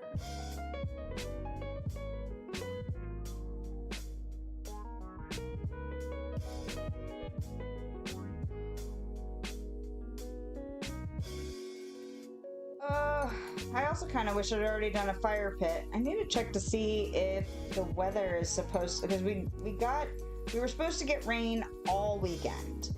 And then it changed to a little bit on Saturday and then all day on Sunday. And so far, I have not noticed any rain today. And the rain that we got yesterday ended up only being last night instead of the afternoon and last night, even though it threatened it all day. Like the clouds were rolling in. It was really nice though. But I want to do another fire pit. I think we've done like 4 or 5 already. And it's just, I have deep satisfaction for burning up the crap that grows and falls around in my yard, because I'm not a big landscaping person, but I do like having fires. So it's like, I get to get better at landscaping because I want to burn all the stuff. Oh my goodness.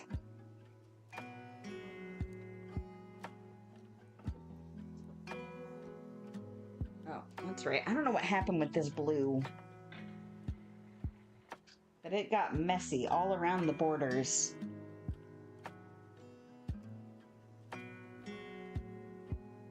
But we'll just hide it. Oh, this one got messy too. Oh, and this orange. Okay, don't look at it. See, when you start looking at the flaws, then you start noticing there's more flaws, and then you get into a trap of, like, obsessing over the flaws. I'm just not going to bother. Just not going to bother.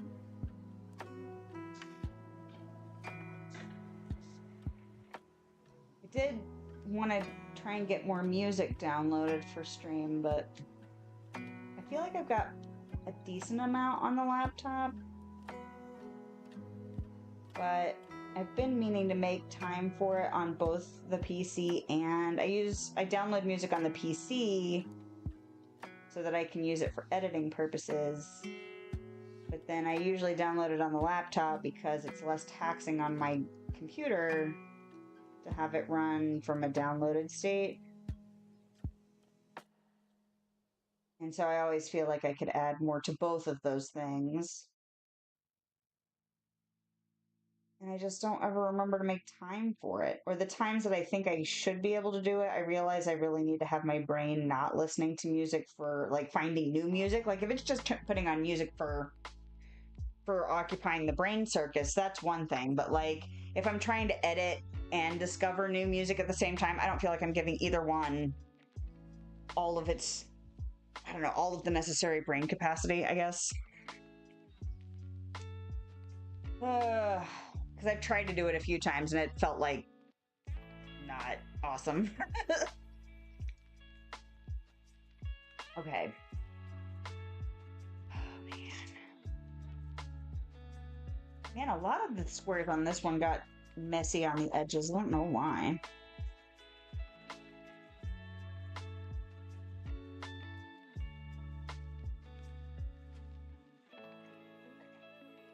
I was trying to decide if I wanted it to leave the empty space here or the empty space there, and I think I'm just going to leave it on the right side. Not that that matters. It really, really doesn't. It's very strange being an overthinker, doing creative pursuits that really don't matter. I feel like this is a good way for me to exercise just doing something instead of doing nothing, because in the past, my overthinking definitely has stunted my creativity, which is probably why I vocalize so much it doesn't matter, it doesn't matter, it doesn't matter, because I feel like that has been one of my biggest hang-ups for doing things in my entire life. I feel like, especially when it's just something for me, and when there's so many possibilities, that I get stuck on I could do anything, and then I just can't choose. So, I know I get repeaty, but I do that with my kid, too, because I don't have a ton of money to spend on stuff. And I used to be a collector. I used to, and I was an only child, and I was the oldest grandchild and second oldest grandchild on, my mom's side. I was the second oldest, and my dad's side, I was the oldest. So I got a lot of stuff early, because for a while I was the only one, and then definitely with my parents, I was the only one. So, and they're all, my parents and my godmother and all that, they're all collectors or have been through their lives. So I, picked up on collecting things, and I have a lot of stuff from my childhood left. Not everything. 40 years, 40 plus years. There have been some casualties, and things left behind and things gotten rid of. But I've got a lot of stuff that has been with me for a very long time. There's also part of me that's but it's in a box somewhere, or I don't use it anymore, or whatever. So I try not to acquire too much new stuff. I'm very intentional, but I'm also broke. So spending money on stuff like that doesn't always seem like the wisest move. So but my son is a collector, and my son likes to rummage, and my son likes to acquire. He definitely gets a kick out of acquisition. And so when I go shopping with him, I make a point of vocalizing I like it, but I don't need it, all the time. Or he'll show me something cool, and I'll say, yeah, I like it, but I don't need it. Or yes, it's very cool. Or we talk about, is it just because it's new, or is it because you actually really want it? And sometimes he's convinced it's because he really wants it, and then discovers that not really. it was a mistake or it was, you know, a waste of money. And, you know, we talk about like, you know, it's also not a waste because you learned from it and that kind of thing. But I've gotten in the habit being around him of representing my own self discipline when it comes to temptation like that, where it's just like, I can like 100 things in the store and leave with just one or leave with nothing, you know, whether or not it's because it's I don't have the money for it or I can't justify the expenditure or whatever. I'm not always, I mean, sometimes I have like a dozen scarves right now because every time I go to the thrift store, there's another freaking pretty one. But I also have a specific purpose and I also have a specific limit on what I'm willing to spend on those acquisitions. But I have spent many, many years not buying pretty things for myself because it's just like you know, it's not necessary. But that's probably why I sit here. That's a long way of saying it's probably why I sit here and say it doesn't matter over and over again, because I've gotten in the habit of vocalizing, you know, kind of dealing with my hang-ups. There we go. I was like, there's a way to say that.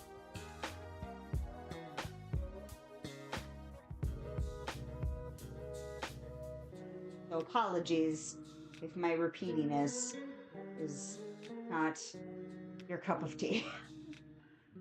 But I need it sometimes.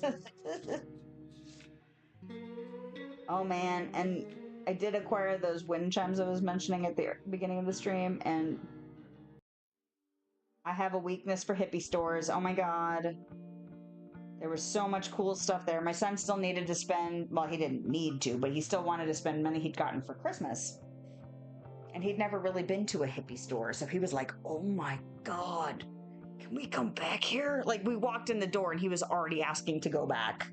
And I was like, yes. Because it's a store I used to go to with my mom sometimes. And a lot of the local hippie stores are closing because people are retiring and all of this stuff. And so I was like, quick, before these guys close, we need to get over. And then I found some cool wind chimes. There was a lot of really cool stuff. There was a lot of inspiring stuff too. Like there were some little lanterns that I was looking at because I wanted to see how they were constructed, because I might try and create something similar. Because I've got, I don't know, like 40 hooks in my ceiling. Now they're not heavy duty, and they're just, I mean, it's a drywall ceiling, so they're not like sturdy, but I could hang little like paper lanterns that I make off of them because they're not heavy.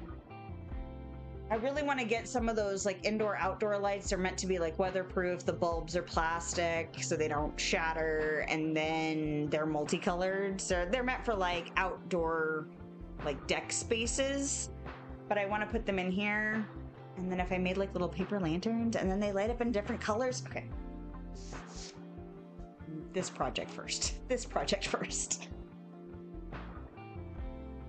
Not the next project already, but this project first. Oh, you're funky. Damn it. I thought I wiped you off. You're funky.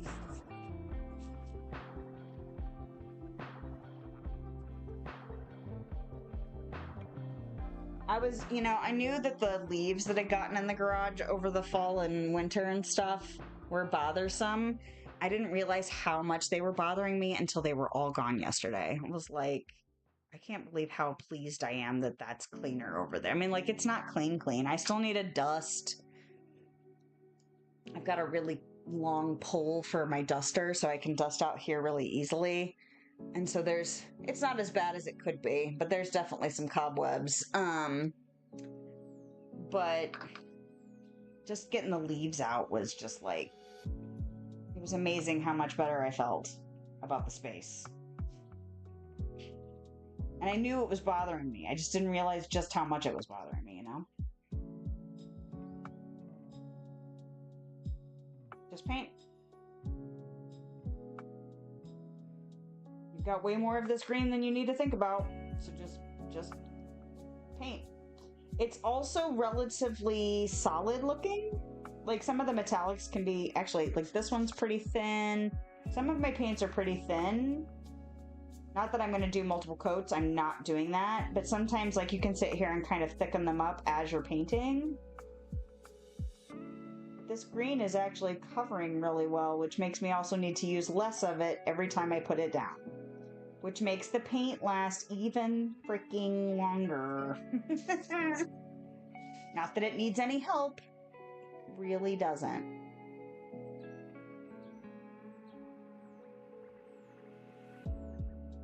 I was really hoping... Oh, you know what I didn't do?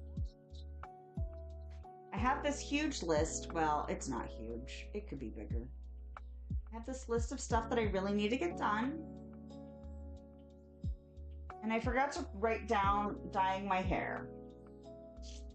This list is not just for this weekend, because that's what it started out. I was like, okay, if I want to stream in the garage, what do I actually need to get done to make that happen? But I also started writing down like real life stuff and for the stream and things I need to buy, and just because I needed to kind of just brain dump. Dye hair. But my hair is overdue for getting re-dyed. And I keep thinking I'm going to make time for it on the weekend, and then I'm glad I did other stuff yesterday. But the time, I need it. Like, before my hair starts to get too long, and then I'm like, oh, I don't want to dye really long hair. Because I don't like dyeing my hair when it's really long, because my arms get tired. Because there's just too dang much of it. Do I only have like 2 little circle-y type spots? Do I have any triangular stuff? I don't have any of that. So let's just... do that. Oh!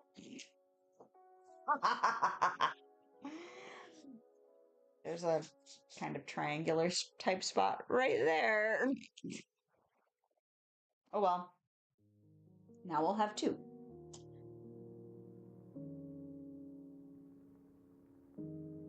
And it's even green.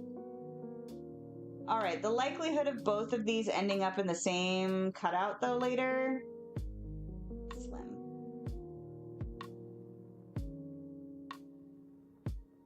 The triangles are like the hardest ones to do for me.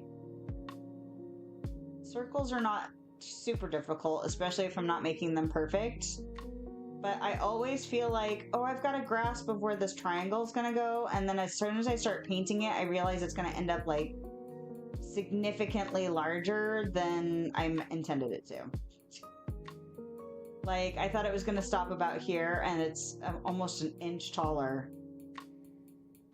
now that I'm actually extending the lines to meet each other. I don't know where the disconnect is in the spatial in my brain. I don't know. It's really funny. I'm really good with spatial stuff. I love puzzles.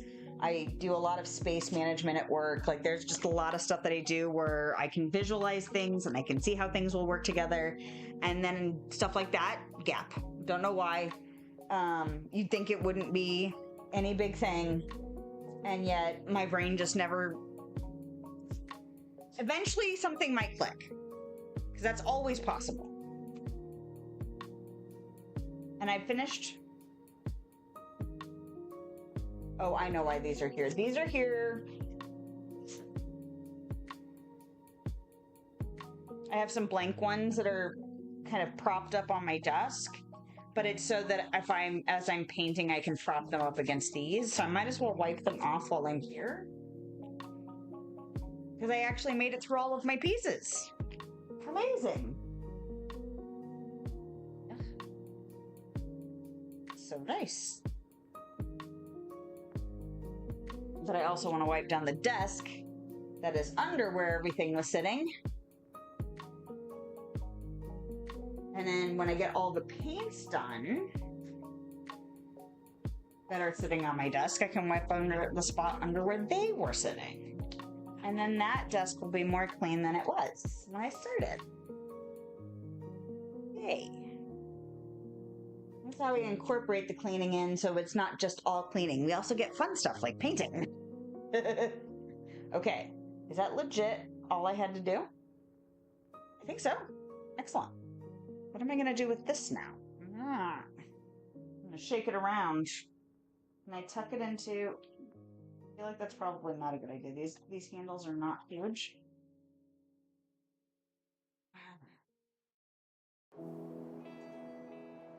That'll work.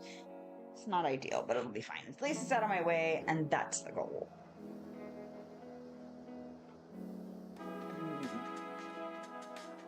Okay. Oh, we're getting close. Getting close for that. I feel like I should put... You know what I should do? I was feeling like this metal thing was too loud. I don't know how much it's translating it onto the stream. But if I put a little cloth under it, it won't click on the table. Theoretically, it will be less obnoxious.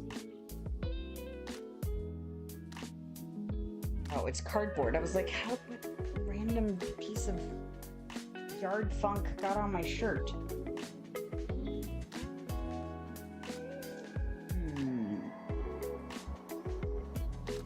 That section too small? Overthinking it.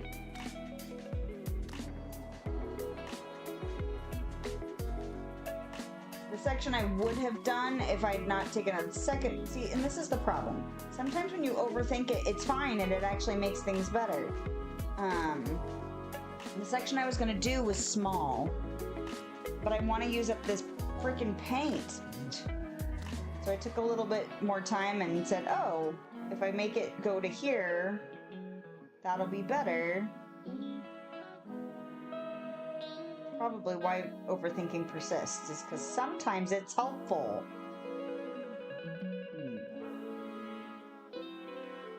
This is why we have to just accept parts of ourselves that drive us bananas. Because sometimes they're useful. I feel like I've mentioned it on the stream before, but the cartoon I saw several years ago now that it's like a 4-panel cartoon.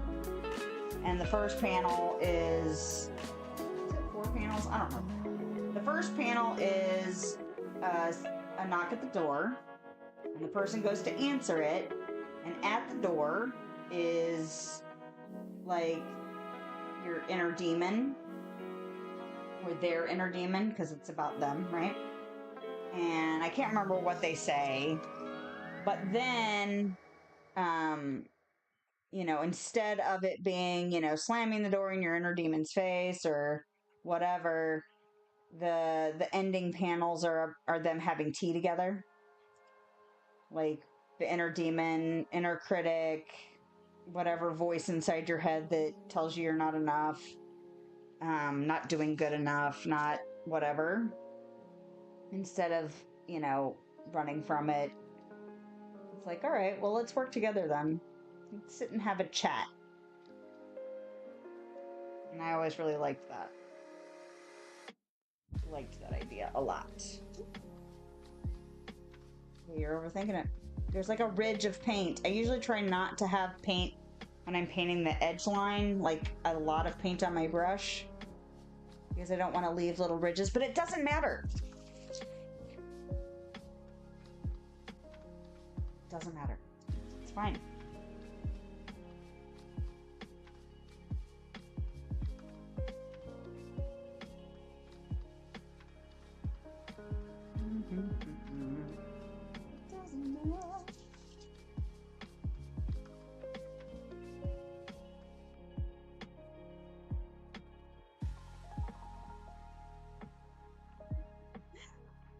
I'm just laughing at how ridiculous I'm being right now. It's fine.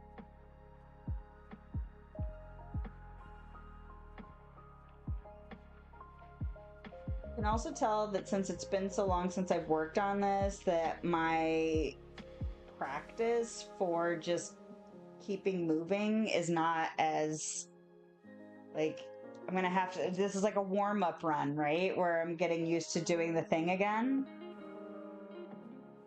And why would it be any different than if I took time off of, you know, riding a bike, or just because it's not the physical doesn't mean I don't need to kind of reacquaint myself with the process.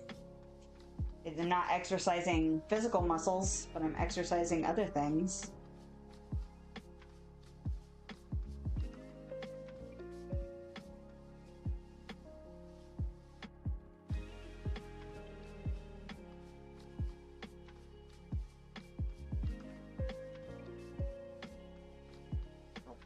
I just totally screwed that up.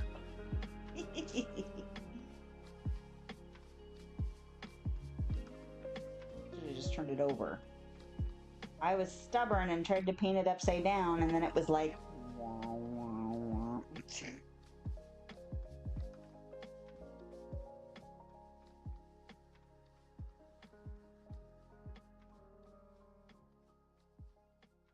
No, stop. Okay, stop. Go away. Be gone. You're driving me nuts. Ooh, there's not very much green on this side either. Excellent.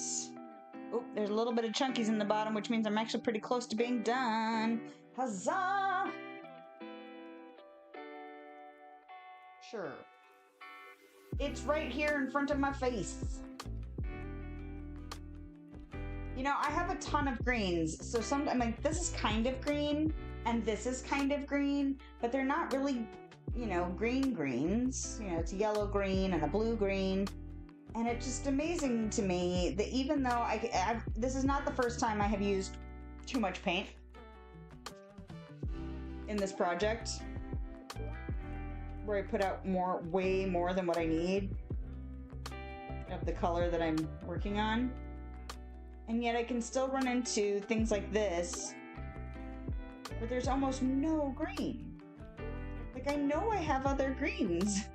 How did this particular panel, but that's, you know, part of making it random, right? Is that you just never know how it's gonna turn out, because I'm not planning it. I planned to paint shapes. That's what I planned. Yeah, see, there's a green there, but even this side, oh, that's a green. But yeah, it's amazing to me. I have a ton of greens. The most I have are reds and pinks. A lot of my paints are inherited from my mom, and she used to do different projects, so she would buy paints for the projects. And then I inherited them.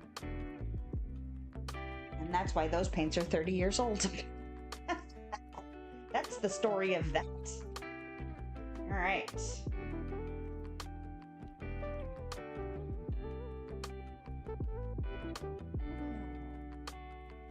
I feel like I should paint a small section,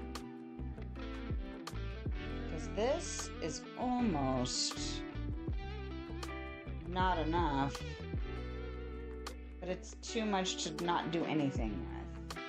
So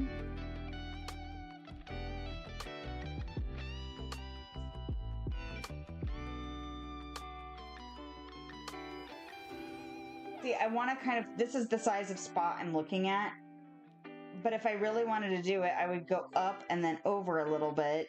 But then it's really bumping up against that, which this thing might do circles like kind of as on a offset instead of it being like, I don't know. Anyway, I feel like there'd be a likelihood of having the same color on the same circle. Does it matter? It doesn't matter, but it does bother me. Well, fuck it then. I'm not going to worry about it. If it's going to bother me, then I'm not going to do it. Just slap it down. Ooh, it's chunky. It's the dregs. Ooh,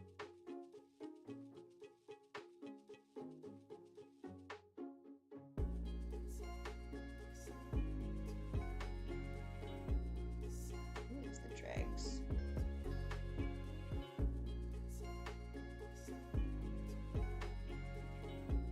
You know, every time I come out here, I'm like, you know, you have music that's playing. It's meant for you to be able to just chill and not feel like you have to talk all the time. And then I still run my mouth constantly. I think part of it harkens back to when I was young and I would, you know, play pretend all the time. And I would tell stories to myself and, you know, play with my dolls or whatever. And I spent a lot of time. I spent a lot of time alone as a kid. I had one friend in elementary school. I did not spend a lot of time with like kids my own age for a long time. And so I spent a lot of time playing pretend and telling myself stories. And I think this is what like this time reminds me of. I also can't hear the music. So I don't have anything to occupy my brain circus besides my mouth.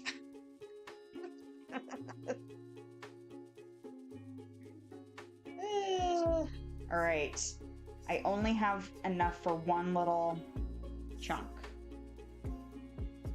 Only enough for one little chunk.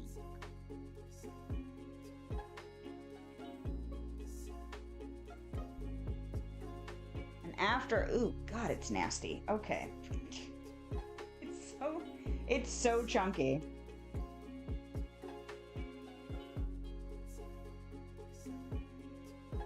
Alright, let's kind of go here and see how far it'll go.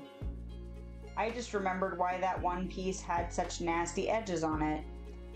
And it's because the colors were running out. And I was getting down to the dregs of that color. And instead of putting more paint out and running the risk of having too much more paint, I decided to just cope with the fact that there wasn't very much left. And that's why the edges got really gnarly, because I really didn't have enough to make them nice and neat looking. And then I remember making the decision to just cover them later, which is what we've been doing. Isn't that funny how you can remember stuff randomly like that? Because I'm getting close to running out of this paint, and so I'm running the risk every time I do another little stroke, I'm running the risk that I'm going to run out of paint and the edge is going to look nasty. But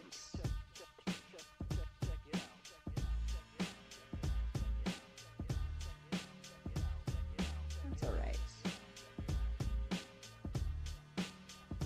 Ooh, I do need to use the bathroom now. My little lights that I have to help make the desk space brighter started flickering on me before I started stream, and I was like, oh no, did these cheapy little lights die? No, the little plugs got, like, I don't know, pushed a little bit, so I just needed to reseat the plug. But I had a moment of, oh no!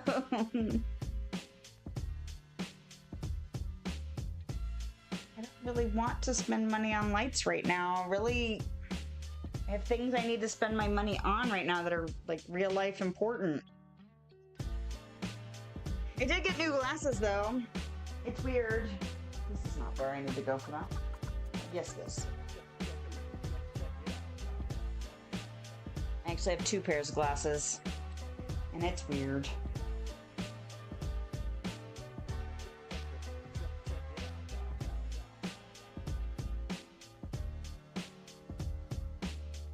What I'm going to end up doing with this paper when I'm done with it. It's getting pretty layered up. Interesting to look at. Maybe I should take pictures of this stuff and then make more screens out of it. Because this desk, the overlay that goes around my cameras and stuff, that's this desk. And my starting soon screen, like all those screens that are in between, is this desk. It's the same image and the same modification. I don't know if it's exactly the same modification, because I did a few where I did like a darker, like a transparent underneath of it, and I shaded it darker or lighter depending on what the function was. But yeah. When I figured out how to mess with that stuff in Inkscape, I was like, oh, fun!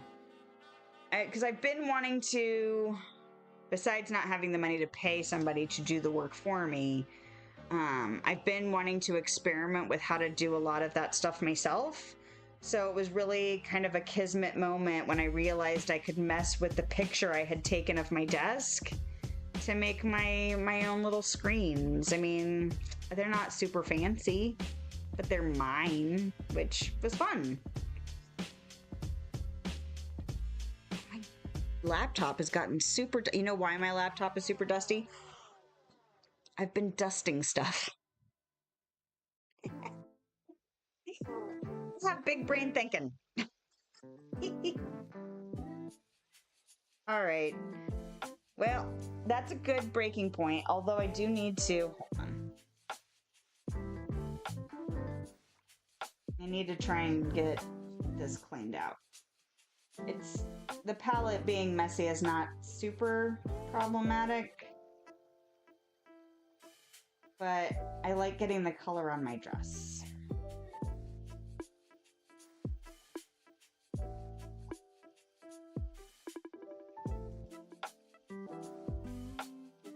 I wonder when I finally am done, like I thought about hanging the dress up on the wall as its own kind of art piece in the end. I think that would be interesting.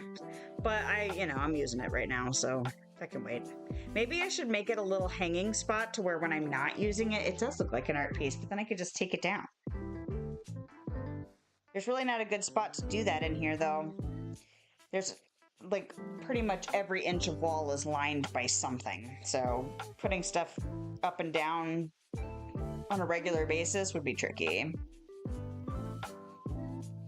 Sorry, I just realized there might be a spot I could do that. Okay, I'll think about it later. That is not now me anyway. All right. Oh. All right, I'm gonna take a break.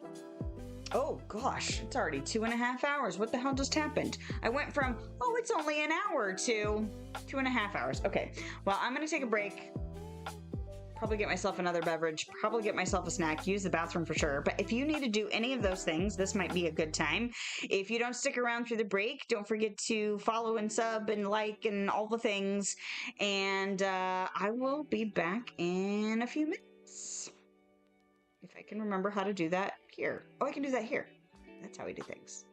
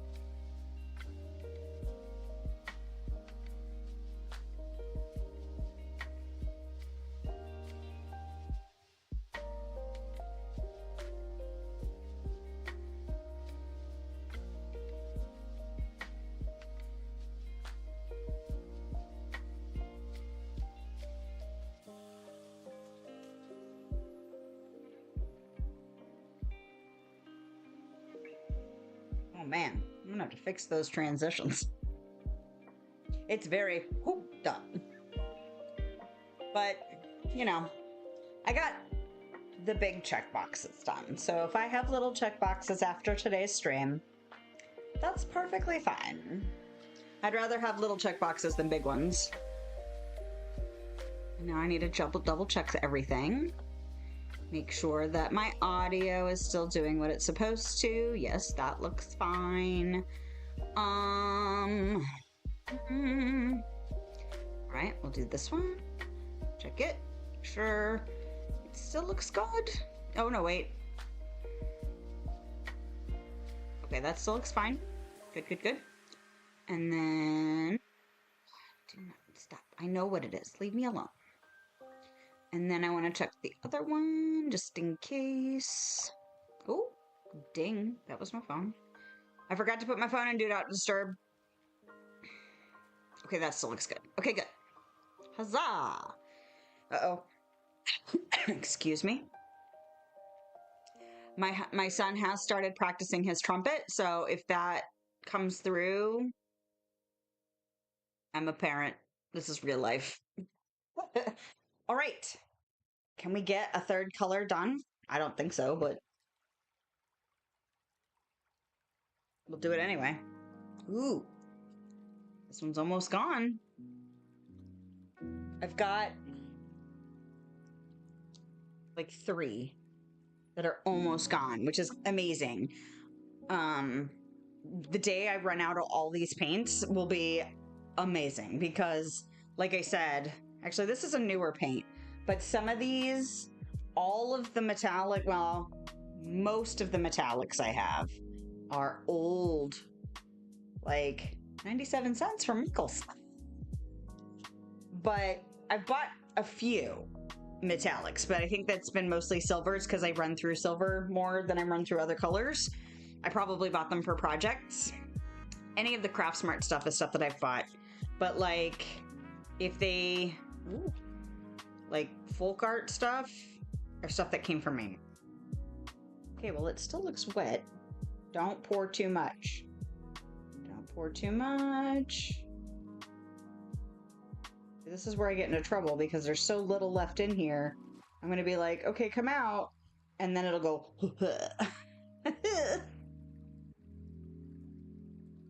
Uh-oh. Will you actually come out of there? Can I see? I feel there's like a solid mass at the bottom, but I'm wondering if it just doesn't have enough left in it to come out. I feel like I should get rid of this brush as part of this project. It's a little cheapy, and all of its bristles are like crazy, which isn't helpful for painting lines or edges, I guess. Not really painting lines.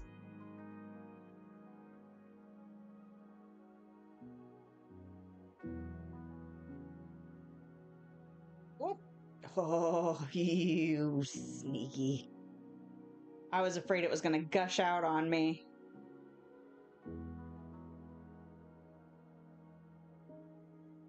Oh. Now. Can I get to my tape? No. But what I want to do, I need to add some tape. So one of the people I follow years ago, her tip was to put like painter's tape around the bottles that are running out or that she had watered down. So I've got a couple that have masking tape on them. But that's just to keep track of the stuff that's really getting thin and is almost done. So, ooh. Interesting. There's like little bubbles in there because I had to shake it so much to make it behave. This side has blues on it. And this side has a blue on it. And kind of this blue over here. And even though this side is more full, see, when I decide which side I want to paint, it's either what color am I using? Is there already a lot of it on the side? Or it's which side is more done? and I try to work back and forth so that things get changed up. I try to, because that way we get the most color combos. So this is probably louder than I want it to be. Oh, not bad. Okay. Apparently my sound settings modify that pretty well, except for the fact that you can probably hear it when I'm talking. I'm opening my snack. It's time for some peanut butter crackers. I keep looking at the wrong part of the screen. That's the other problem with being out here, is that I forget where to look for my camera. So if I'm not looking at the camera, that's because I don't have the habit built yet.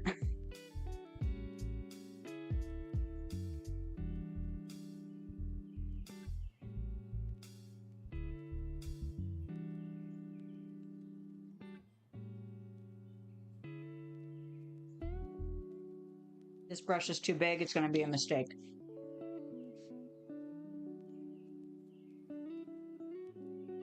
Oh, wow.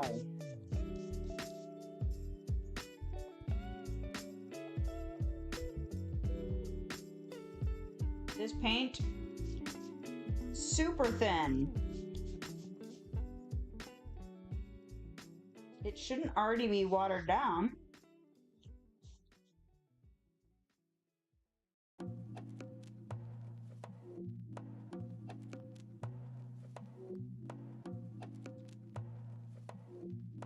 I don't mind it being thin, because as the layers get built up,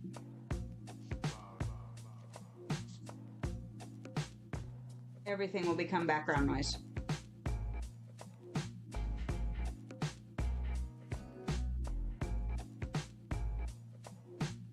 Wow, that's really thin.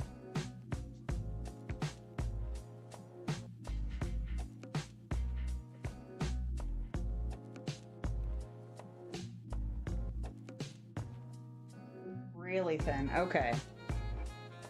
Well, that's going to be kind of interesting to work with. Do I actually want it to be like that? Nope.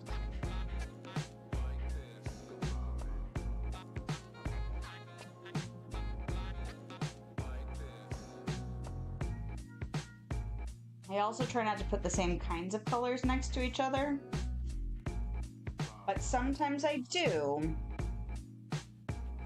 because sometimes that's how random is.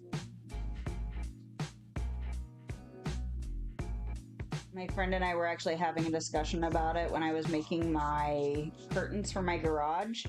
I did do my best to try and not do repeating things or have things end up next to each other that were the same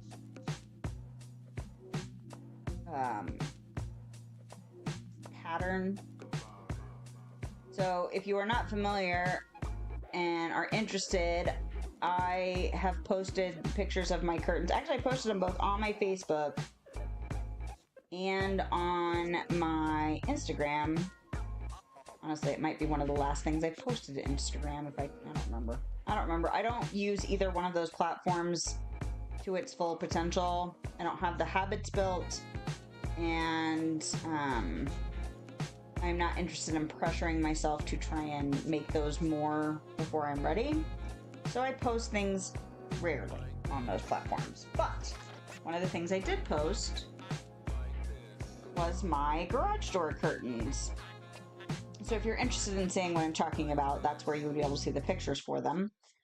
But we were talking about how I was trying to make them random. Oh, they're made out of like pillowcases and sheets and stuff that I picked up at thrift stores and stuff like that. So again, with that, they must be cheap, and then they must also be something I like in some capacity. So like color, pattern, shape, all of those things are the most important. And then I tried to get things that kind of would work together. And then I patched them all together. And I made them messy. Again, with that whole kind of colorful boho aesthetic.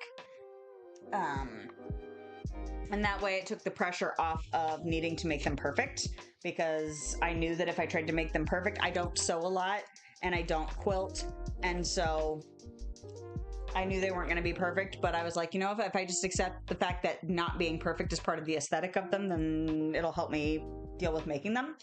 But we were talking about planning it out and how I wanted it to look random, and how she was like, I would have been like obsessively trying to put the squares in ways to make sure that they were the most random, as opposed to just sewing them together and letting it be genuinely random. And I kind of did a mixture of both because I tried to plan it out and then I got super stressed about it and I kept overthinking it. They're huge. And so they're like 7-foot squares, or like almost 7-foot square. Anyway, two of them.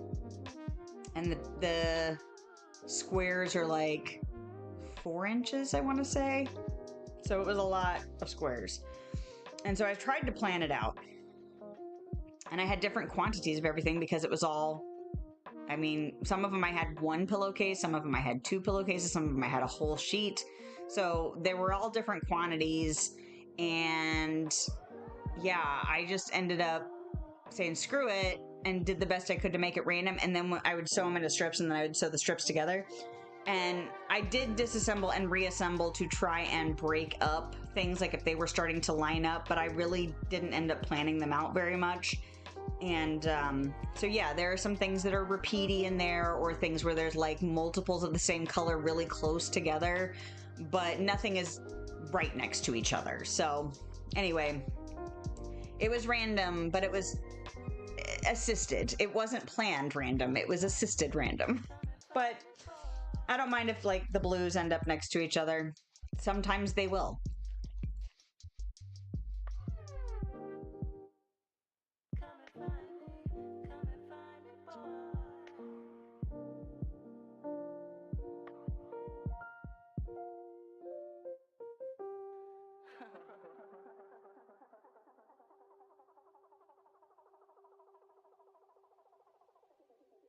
There's like a little funky something in my paint.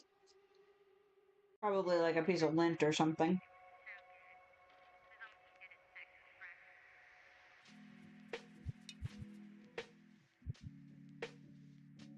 A piece of leaf or something.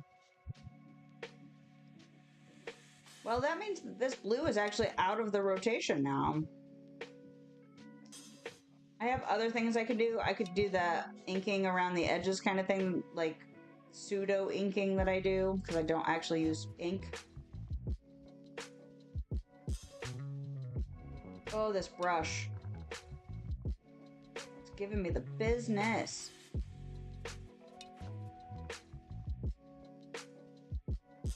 But I'm probably not going to do this color again. This will probably be the only round I make with it. And that's the same for these 3 other colors that I have that are already either watered down or so little that all I can do is water them down.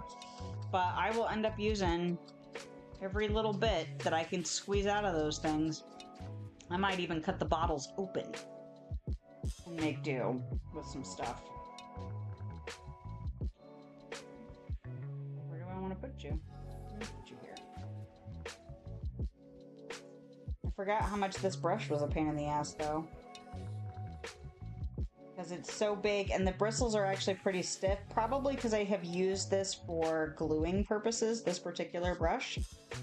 Or like a varnish. I also feel like I've had this set for a long time. I've got like, I don't know, 2 or 3 with this blue handle on it, and it's not like they were like a super expensive set or anything, but I've just had them forever. But its bristles are, oh, not pristine. That was not great. And I did it again. I did the same thing, because I get to the end and then I lift and it leaves like a splatter effect on the edge in the shape of the bristles. I keep doing it. All right, it's textured and that's interesting. Stop. Okay.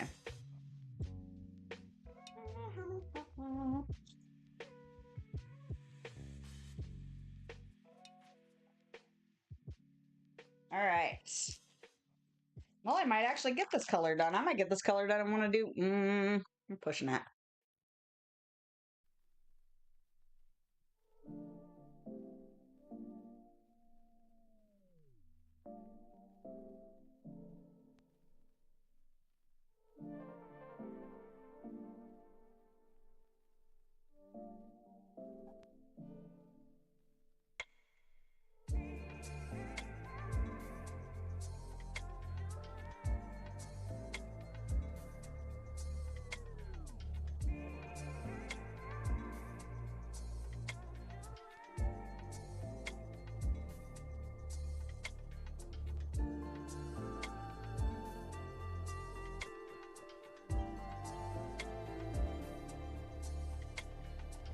Ooh, there's some pretty significant goobers in it too.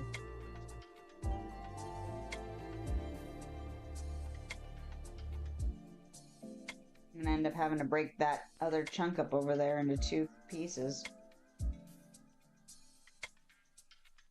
This and this. Otherwise it's gonna be too matchy-matchy for my liking. It's gonna be too many pieces about the same line. I don't like.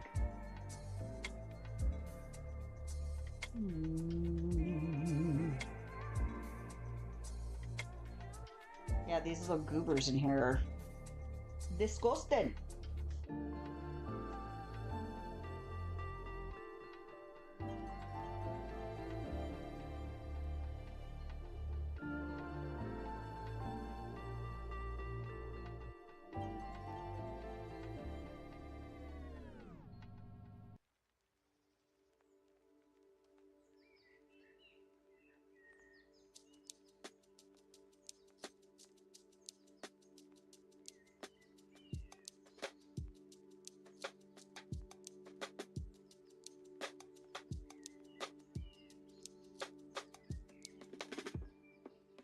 I also get really anal retentive about filling in all the little chunks here on the edge. I'm gonna get cut off. Why? Why do I care? It's amazing how thin that blue is. Yeah, a big chunk there. I'm just gonna let it dry. Let it be a part of the thing.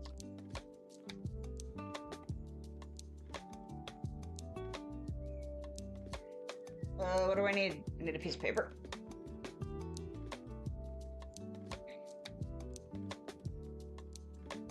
Now, normally, stuff like this, I would end up doing, I could see potentially doing both sides of it. But because this paper is in such rough shape, I'm only going to do one side because I'm assuming what I will end up doing in the end is collaging with it. And therefore, I don't need to put paint on the other side. But a lot of times I will do both sides because I might bind things like that into a book. I have a whole box of paper just waiting to be painted up and used in books and stuff. One of the reasons I have to stop saving so much paper is because I already have a bin.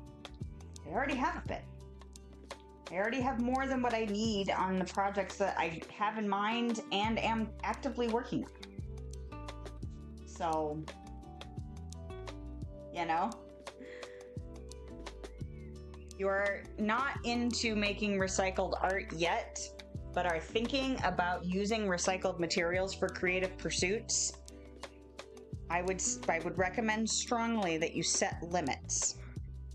You may not listen to this advice until after you haven't set limits. But then maybe when you get there and you start realizing that you're getting overwhelmed, it might be time to set the limits you forgot to set. Because once you start repurposing things for creative pursuits, you will see the potential in so much stuff. And going back to Jenny Belly years ago, it was like one of the things she said that really started making me, and I don't think I set limits at the time. I think I also did not follow that advice.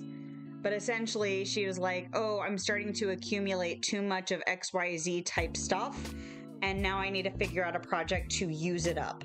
Because if I don't, then I will end up with more than I could ever use, and if I'm not making something, then it just accumulates. And I'm like, that makes so much sense.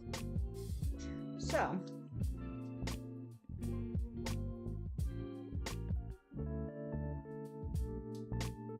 well, what color do I want to do? Do I want to do another color? I do. I might not. That might not be strongly recommended, but I do. But if I do, it'll be the last one. Well, we could just keep following the line of what colors I have left. Ooh, this one's almost dead too. What? And it keeps into being paints I have purchased. Like, this pink, there's so much paint in it. And it's one of the ones that's been sitting around for decades. Yeah, that purple. Yeah. Crazy amounts. So much paint. Well, and I have some. Yeah, they're like outdoor paints. I really want to do some painted stones. So, going back to not being a landscaper person, I do have things I would like to do in my yard. I have also accepted the fact that they will not happen overnight, partially because landscaping is expensive. So, I make little progress, I also have a lot of stuff that needs to be cut back and managed because I have invasive vines. I live next to a walking path where it's city property, so whatever they don't do maintenance-wise tends to have a negative impact on that entire line next to my property. So, this may not. Oh, don't pour more. Don't pour more. Don't stop. There was chunkies. They were trying to come out. I stopped them. All right. Lord, get on there. Woo! On that, like to reuse things, so I like to buy as much of my art craft supplies that I can from charity shops. Start cooling it down a bit because I find I'm collecting more than you're making. It's real easy. I actually saw a meme once that described like it's two separate hobbies. One of them is collecting the supplies and the other one is using the supplies. That hit home. So yeah, it's nice. I mean, I don't know. 1, 2, 3, 4, 5, 6. 1, 2, 3, 4, 5, 6, 7, 8, 9. So that's already 54. I probably have about 70 bottles of paint over here. And most of them are inherited from my mom. And I should use them instead of buy more, even though there's always more pretty colors and more, like, especially when you're talking about things with glitter and things with metallic, any of that. Shiny stuff appeases the goblin brain. But, my mom bought me this set of outdoor paints and I'd really like to use them up. And so, first things first was dealing with the invasive vines, which started out as just clippers, and I had the loppers. My loppers are in a state where I can't actually open them more. I've even tried to, force the bolt that holds them together loose, and it's just, I don't know what has happened, how they got so locked up, but they're unusable. Maybe somebody with a pneumatic socket wrench or something could maybe take them apart, but I physically can't remove the bolt. I have tried. But so it started out like that, and then over the years I have cut back, and last year I bought myself a little chainsaw that's a handheld chainsaw, so it's like the size of a power drill, but it's a chainsaw. It's fun. I love it. But it's helped me, continue to cut back and manage that stuff. And then hopefully, with a red, because this one's shiny. So this red and this red almost look identical. And I was like, where do I want to put this red, which is almost the same red? I think I'll put it on this side because this one's a shiny. It's slightly different too. But I also got myself they're not called tillers. It's like a garden weasel, which I don't know if they have them in England, but they have like little spokes that break up the ground to help you loosen dirt, and my yard has really hard ground, so I'm planning on like starting to like carve out chunks of yard where I want to get rid of the grass and do something different with it. But I know that's going to take another year or two to start doing. But then I can start, you know, like the painted rocks thing, because I have all these outdoor paints, start painting rocks. And then once I get some of these places carved out, we could, you know, paint rocks and put them in. And I have other rocks and stuff too, but so like I build the plan, and then the plan takes 10 years to execute. Oh, okay. Yeah, I found one at a thrift shop. So, you know, it may or may not work for my purposes, but again, it was a $10 purchase versus a $40 purchase, and I'll find out for a quarter of the price whether or not that's the right tool to do what I need to do. Yeah, painted rocks. Yeah, my kids actually have a couple right now. I don't know where they ended up painting them, but they put them outside because they were playing with them, and I was like, this makes me want to paint rocks. Because, you know, everyone needs another project on their list. It's okay. Those paints are not just outdoor paints. And I tried them out because my mom was curious about them. Or like she got herself some and then got me some. Probably there was a deal. Usually that's how my mom, like the new supplies my mom gets me that I don't ask for specifically are because she gets a deal. Like she'll see them on sale, or it'll be like a buy one, get one half off, or, you know, she wants to buy something and then needs like free shipping or, you know, something like that. So I do get a lot of supplies like that, but I have so much already. It's so hard to say no when they're free. We have a thrift shop for art supplies here, and I have to stay away because like it's cheap. It's like crazy cheap, and making stuff out of stuff. They have so much just random stuff there that it's like the temptation is strong. But I do love going there, and they do a lot of good for the community. I like places like that too because they give people a place to take stuff. You know, there's so many people that either have too much and need to downsize and feel like they want to try and get it to somebody more than just a regular thrift shop. Not that that's bad either, but some people have they get really precious with how they want to get rid of their things. But it also, you know, it makes people feel good, I think, particularly because they do stuff for teachers and they offer classes, and so I really like having that store in town. I just can't go there as often as I would like to because I'm really good with discipline, but if I were there every week, I guarantee you I'd come home with one or two things every week.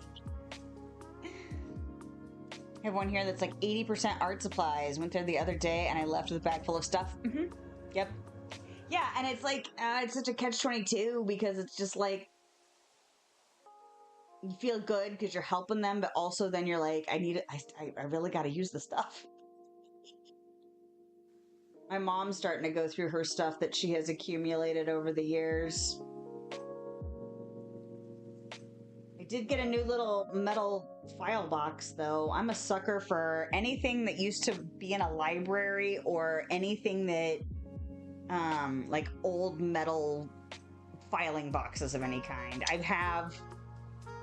When the library I work at, they dismantled their old slide library, so they ended up with all these metal slide drawers, and I ended up with 2 units of them. So there's like, I don't know, 10 drawers, 6 drawers, I don't know, something in there. But I used it for like my embroidery floss because they're about the same size as, if you put them on cards, they're about the same size as slides. And then I have like ribbons and strings and all kinds of stuff in there too. So that, and then I have... Can I pull one of these drawers out? Probably for the best that you don't get there very often because you don't think you can start. Yeah, exactly. Like there's so much stuff to pick up. I'm gonna Let's see if I can get this out. So this is an old card catalog. Let me put it here. So like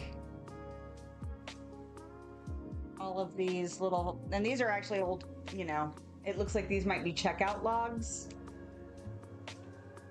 It's just an old, if I could actually get a real, like the wooden for card catalog, oh my God. But people have started to learn the value of those things and sell them for ridiculous amounts of money. Let me see if I can find the one that I actually did something with. There was one of them that I did. Although I don't think I'll continue. Is this it? So this was, I was using it for fussy cuts. So I made these little cards out of cardstock. Actually, no, it's just paper. But I think they're all empty now. But this was people. So I had little fussy cuts. Oh, I still have stuff in there. But yeah, I made these. I probably should make them with actual card because these aren't super sturdy. But I have cutouts of people, and then I have cutouts of flowers, and but this isn't super convenient for actual working, but it was fun to make. It's fun to like figure out how to make the thing. I've got animals anyway, but it's not super practical for actual working with the stuff. So, but I wouldn't give it up. I'd never even really seen one of those before. I'd only ever seen like the big multi-drawer wooden card catalog. So they were like, oh yeah, that's an old card catalog. And I was like, I've never seen one that looks like that, you know? So either I just had never seen one or they are not super, I don't know, common maybe. But yeah. So I took that. I wasn't even sure what I was going to do with it at the time. I was just like, that's too cool not to have. And it's got 1, 2, 3, 4, 5, 6 little drawers that pull out. So, yeah. But yes, my fantasy is one day to have one of those big wooden card catalogs. I love things with tiny drawers too. So one of the biggest disappointments for like modern stuff that's trying to look old is that they'll make things look like they have tons of little drawers. And then there'll be one big drawer with like 3 handles on it. It's like, that's not right. So I get really bitter. That was the thing at the hippie shop oh gosh, what was that, 2 weeks ago now I took my son. They actually had this really pretty hand painted, it was like 9 drawers, but they looked like little like mandala and paisley patterns. Like each drawer was painted a different color and pattern, and I was just like, I don't know where I'm going to put that, but I feel like I need to have that. I didn't take it because it was probably, I don't even know if I looked at the price. I feel like I know better than to look at the price on stuff like that, but I was just like... Oh, I just ended up putting this on a spot where I normally wouldn't have. See? Not thinking. That's good. This might be the only place you hear that not thinking is good. And I'm going to spit on my painting, apparently. Good job. Because I'm a lady. Alright. But yes, I went there. I went to that shop not that long ago. What did I end up? I ended up with that little file box. It's not index card size. It's like the next card size up. But it's got the little like spring lever to make it, you know, to slide it for changing the compartment side. I'm not doing a good job describing that. Can I dig it out? It was only $2 though. If it had been pricier, I probably wouldn't have gotten it, but for $2, I was like, well, that's just gonna have to come home with me and I'll figure out what I'm gonna use it for later. Can I dig it out? Maybe. But it's really simple. It's not anything like super cool. I mean, unless you like that kind of thing, which I do. I need to clean it though.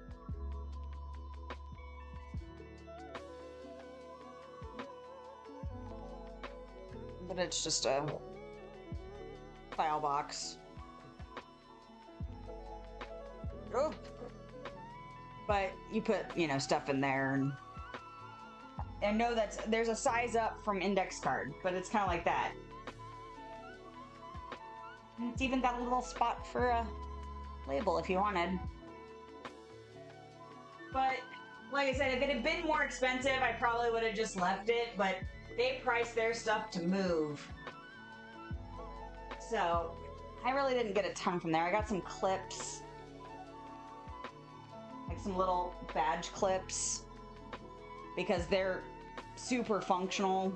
I have way too many. Way too many. This was a bag that didn't have very much in it. Like, it was only a partial bag. They had like 5 of these. So I spent 50 cents. But I could hang fabric up. I used one of these yesterday to hang up my wind chimes so that I could test out if they got enough wind in the doorway of the garage. But they're not cute, and they're not, you know, anything, but I could do stuff with them, and they could be really useful.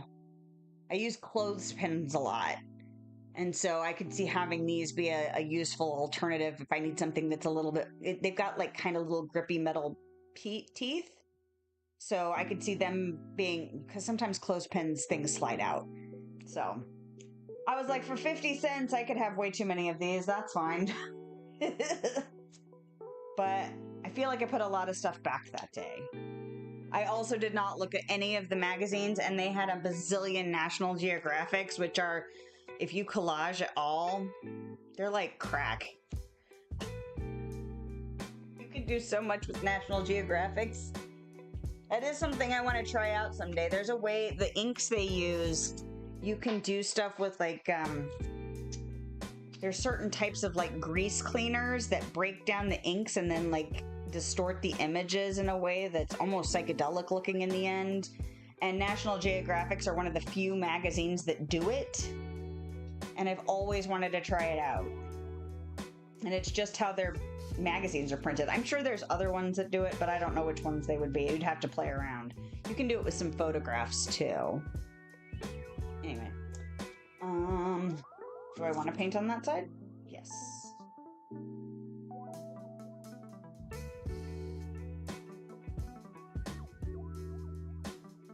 Yeah, I worked at a library once where they still had their old card catalogs in storage, and I kept hoping that they would be like, we're just gonna give these away, does anybody want one? They did not. I would not be surprised if they are still stored. And they had all their cards in them too. The library where I got my slide drawers and that other one that I just showed, that other style card catalog, they'd already gotten rid of their old card catalog, their wooden ones. I was like, no. That's sad for me. Usually when I see them listed on like eBay and stuff, they're like, I don't know. I feel like I've seen one for like $4,000 or $5,000, and I've seen one for $8,000, and I'm just like, yeah, somewhere along the way, somebody realized that they were collectible and worth the price. So the likelihood of me ever getting one, I don't even know where I'd put it. Although I did tell my husband once upon a time that if I ever got one, we would figure it the hell out, because if I was lucky enough to acquire one, I would do everything I could.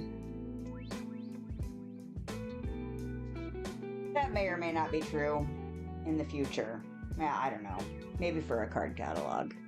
My friend had an old, like, hardware display thing that had 1,000,000 drawers on it. It was wooden. It was on it was on a Lazy Susan, so it spun. And I think she ended up having to get rid of it, but she asked me at one point if I wanted, like if I wanted to buy it off of her, and I was like, I would love to, because it's so freaking cool, but I don't know where I'd put it. And I really can't justify I wouldn't want to give you $5 knowing you need to sell it for more than that because it's definitely worth more than that. But like, I don't have money. It was like right before Christmas, and I was just like, oh. But it belonged to her mom, so I know she was like, it was hard for her to sell it. But I never asked if she actually did sell it or not. My phone dinged at me. I wonder if it's important. Where else do I want to put this red? Yeah, I'll put it here. I know it's right next to this other kind of reddish brown, but oh well. They're different. Because the other spot was there, but this is a little bit more different. Give it a little contrast, you know.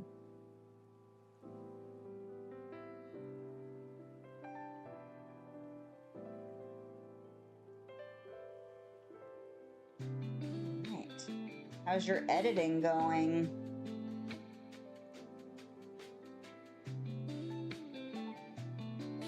I'm starting to get a little better with the editing for the videos I do for YouTube. Trying to keep it real simple still, because otherwise I'll trap myself. I try to watch like tips and tricks videos too, or like read articles and stuff, and I'm like, oh nope, still too advanced. Nope.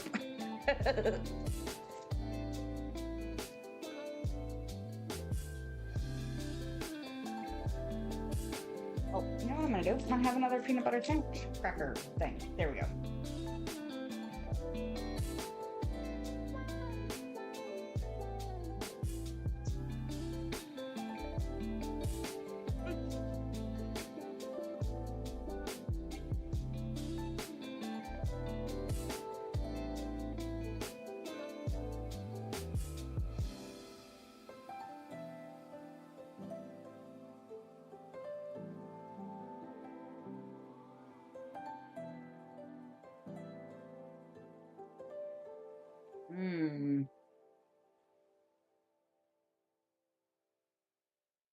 You know, we started buying these peanut butter crackers, and much like other snacks I buy that I think the children might like, I ended up eating more of them.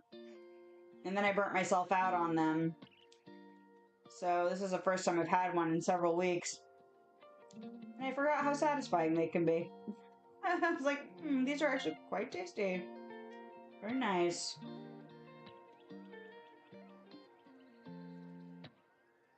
Did try several brands before we landed on Ritz. Just because Ritz are kind of the pricier version of them, but none of the other ones we tried were like, these are the only ones that everybody in the house could agree on. Like, there were other ones that I was fine with, but the kids weren't. Like, they don't like the ones with the cheese crackers. And we also tried the not peanut butter but cheese filled ones, and I don't think anybody liked them. I don't think anybody liked them. I think I ate them because they were here. Which is usually how it goes when I buy snacks to try and nobody likes them. I'm like, alright, I'll eat that. Or I'll take it to work. If it's literally something nobody in the house likes, I work at a large enough institution that I just take them and put them in the break room and somebody will eat them.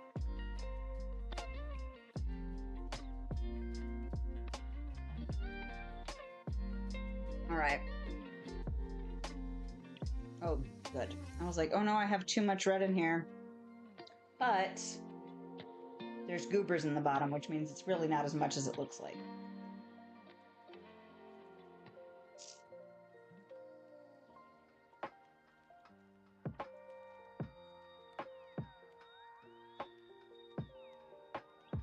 And I feel like I should have painted more circles and triangles, like angled lines.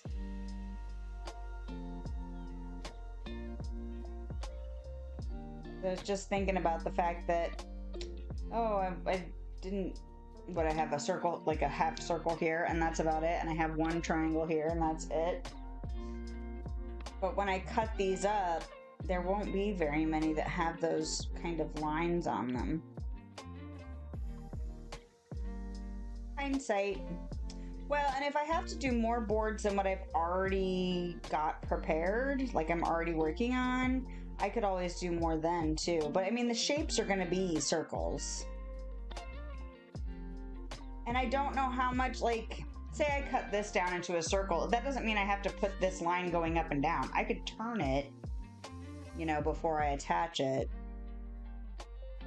So they may end up looking more like angled lines anyway.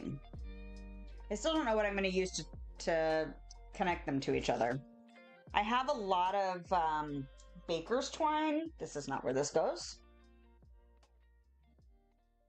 But I don't know if I want to use just baker's twine. I also have a lot of embroidery floss.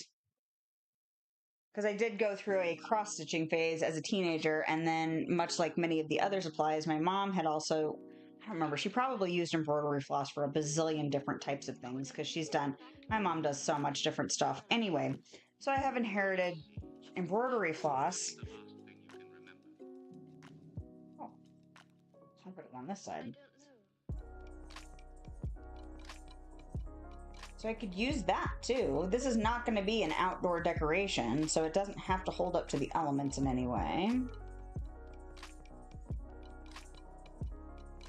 So I could use a variety of materials. I also have a bunch of yarn. Go on.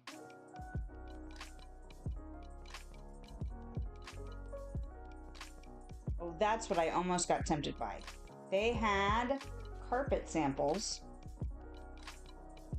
I want to say they were like 15 inches square, a lot of them. But they had a bunch of different patterns. But I would have ended up like all the ones that I wanted to get, because, okay, I have concrete floor out here. It gets chilly. It also is kind of echoey, although it is better now as I get more and more fabric stuff hung up and on the floor. But I would like except for right by the front door where water can sometimes get in when it rains, like there's a little bitty puddle up there right now, just because it stormed last night. But I want all of the rest of the floor pretty much covered in carpet. So they had all that, and they were in like really bright, colorful patterns, and they were all super different from each other. There were a couple that were the same, or like the same pattern, but a slightly different color palette. Anyway, but I would have ended up having to spend like $60, even though there were so many of them. I had them all. I even put some on the floor to see how big of a space I could make it, and I almost bought a couple just to kind of like bridge the gap. Like I've got a little, it's actually a bath mat underneath my chair, but there's like a 6-inch gap between it and the next rug. So I was like, oh, I could put it over that little gap right there. But I ended up putting them all back. I had them on the floor trying to measure. I had a whole bunch in my cart, and I was like, you don't need to do that.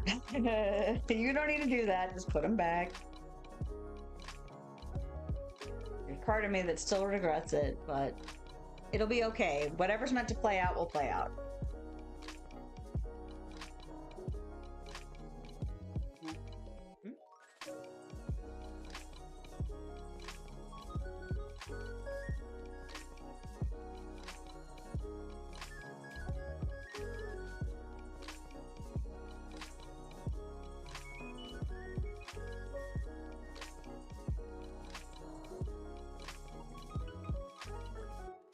A lot of paint in the brush. Really need it on the tip. Ah!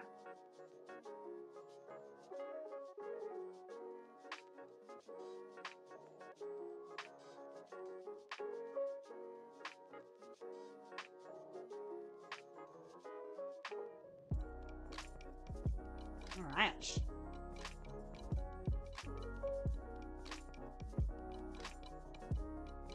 This is probably the last one I'm painting for stream today. But, although I only made it through, what, 4 colors? Firstly, because I had to learn how to gauge the paint again and realize how full this needs to look to feel like I'm getting to change up what I'm doing.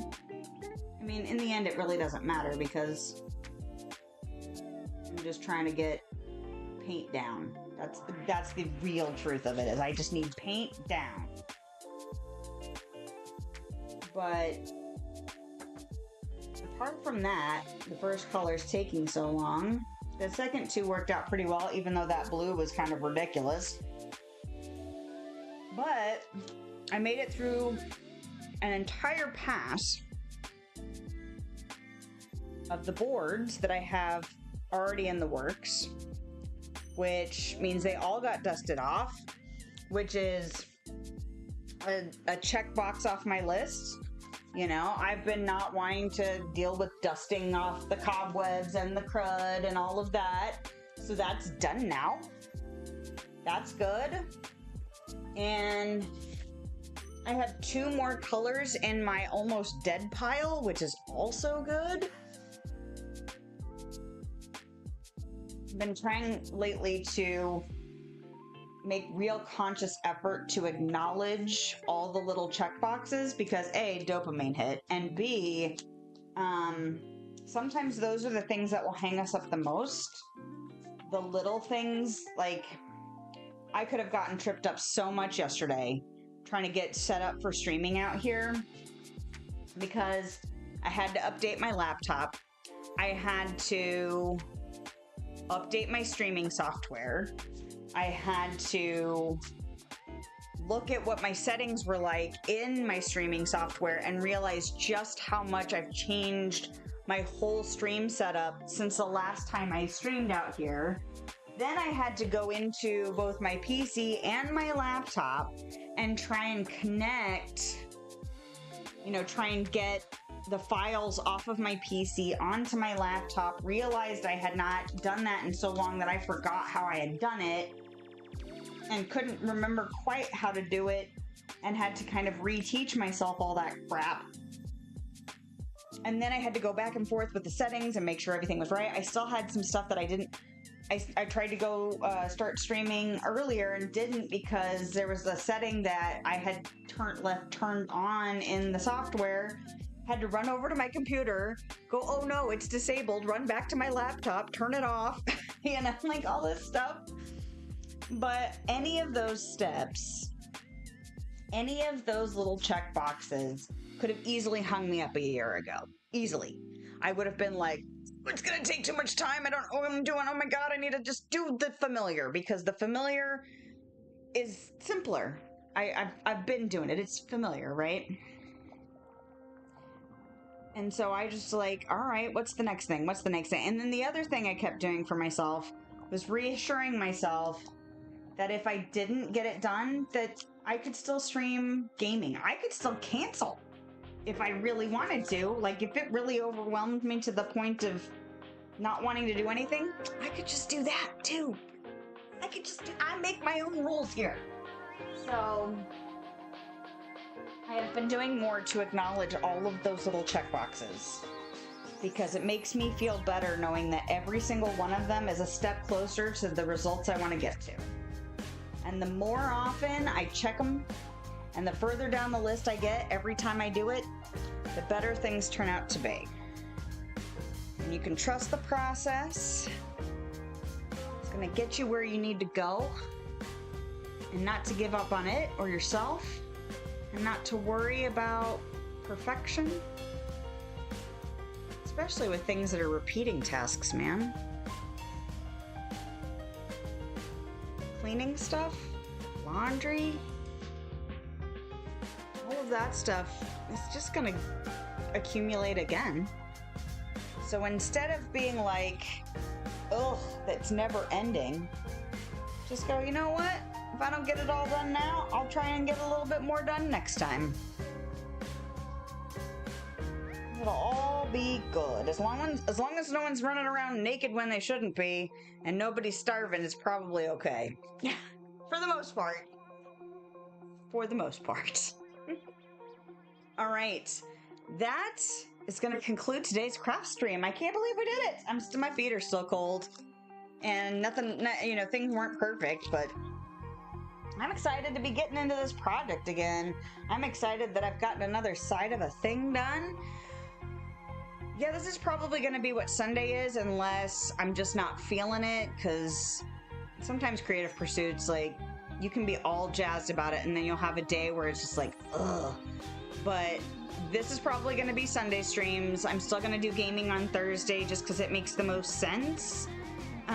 There's always a possibility I could follow my whims in either direction, really, but that is kind of my game plan, at least while it's warm and while I'm motivated. It may not always be this project, because I have several works. I have some beads I'm making out of aluminum cans. I have glue booking. Yeah, I've got some things in my mind, things that I haven't even started yet. They may not be started this year, but like they're living in my brain, and if I get super hyped, I might try and start figuring them out. But current plan is to go ahead and continue doing gaming on Thursdays and then crafting on Sundays. My decor video, my next Dreamlight Valley decor video, is coming out tomorrow. It's not done yet, but I'm gonna work on it after this. And then normal quote of the day stuff, and then next Dream Snap should be next Friday, because it's not even out yet. So, I mean, it's not been announced yet. Whether or not it's been leaked or not is a whole nother story. Before I continue yammering forever and ever and ever, I'm gonna call it here. So, I hope you have a lovely day, night, time, wherever you are, whenever you are. And I'll see you next time. Bye!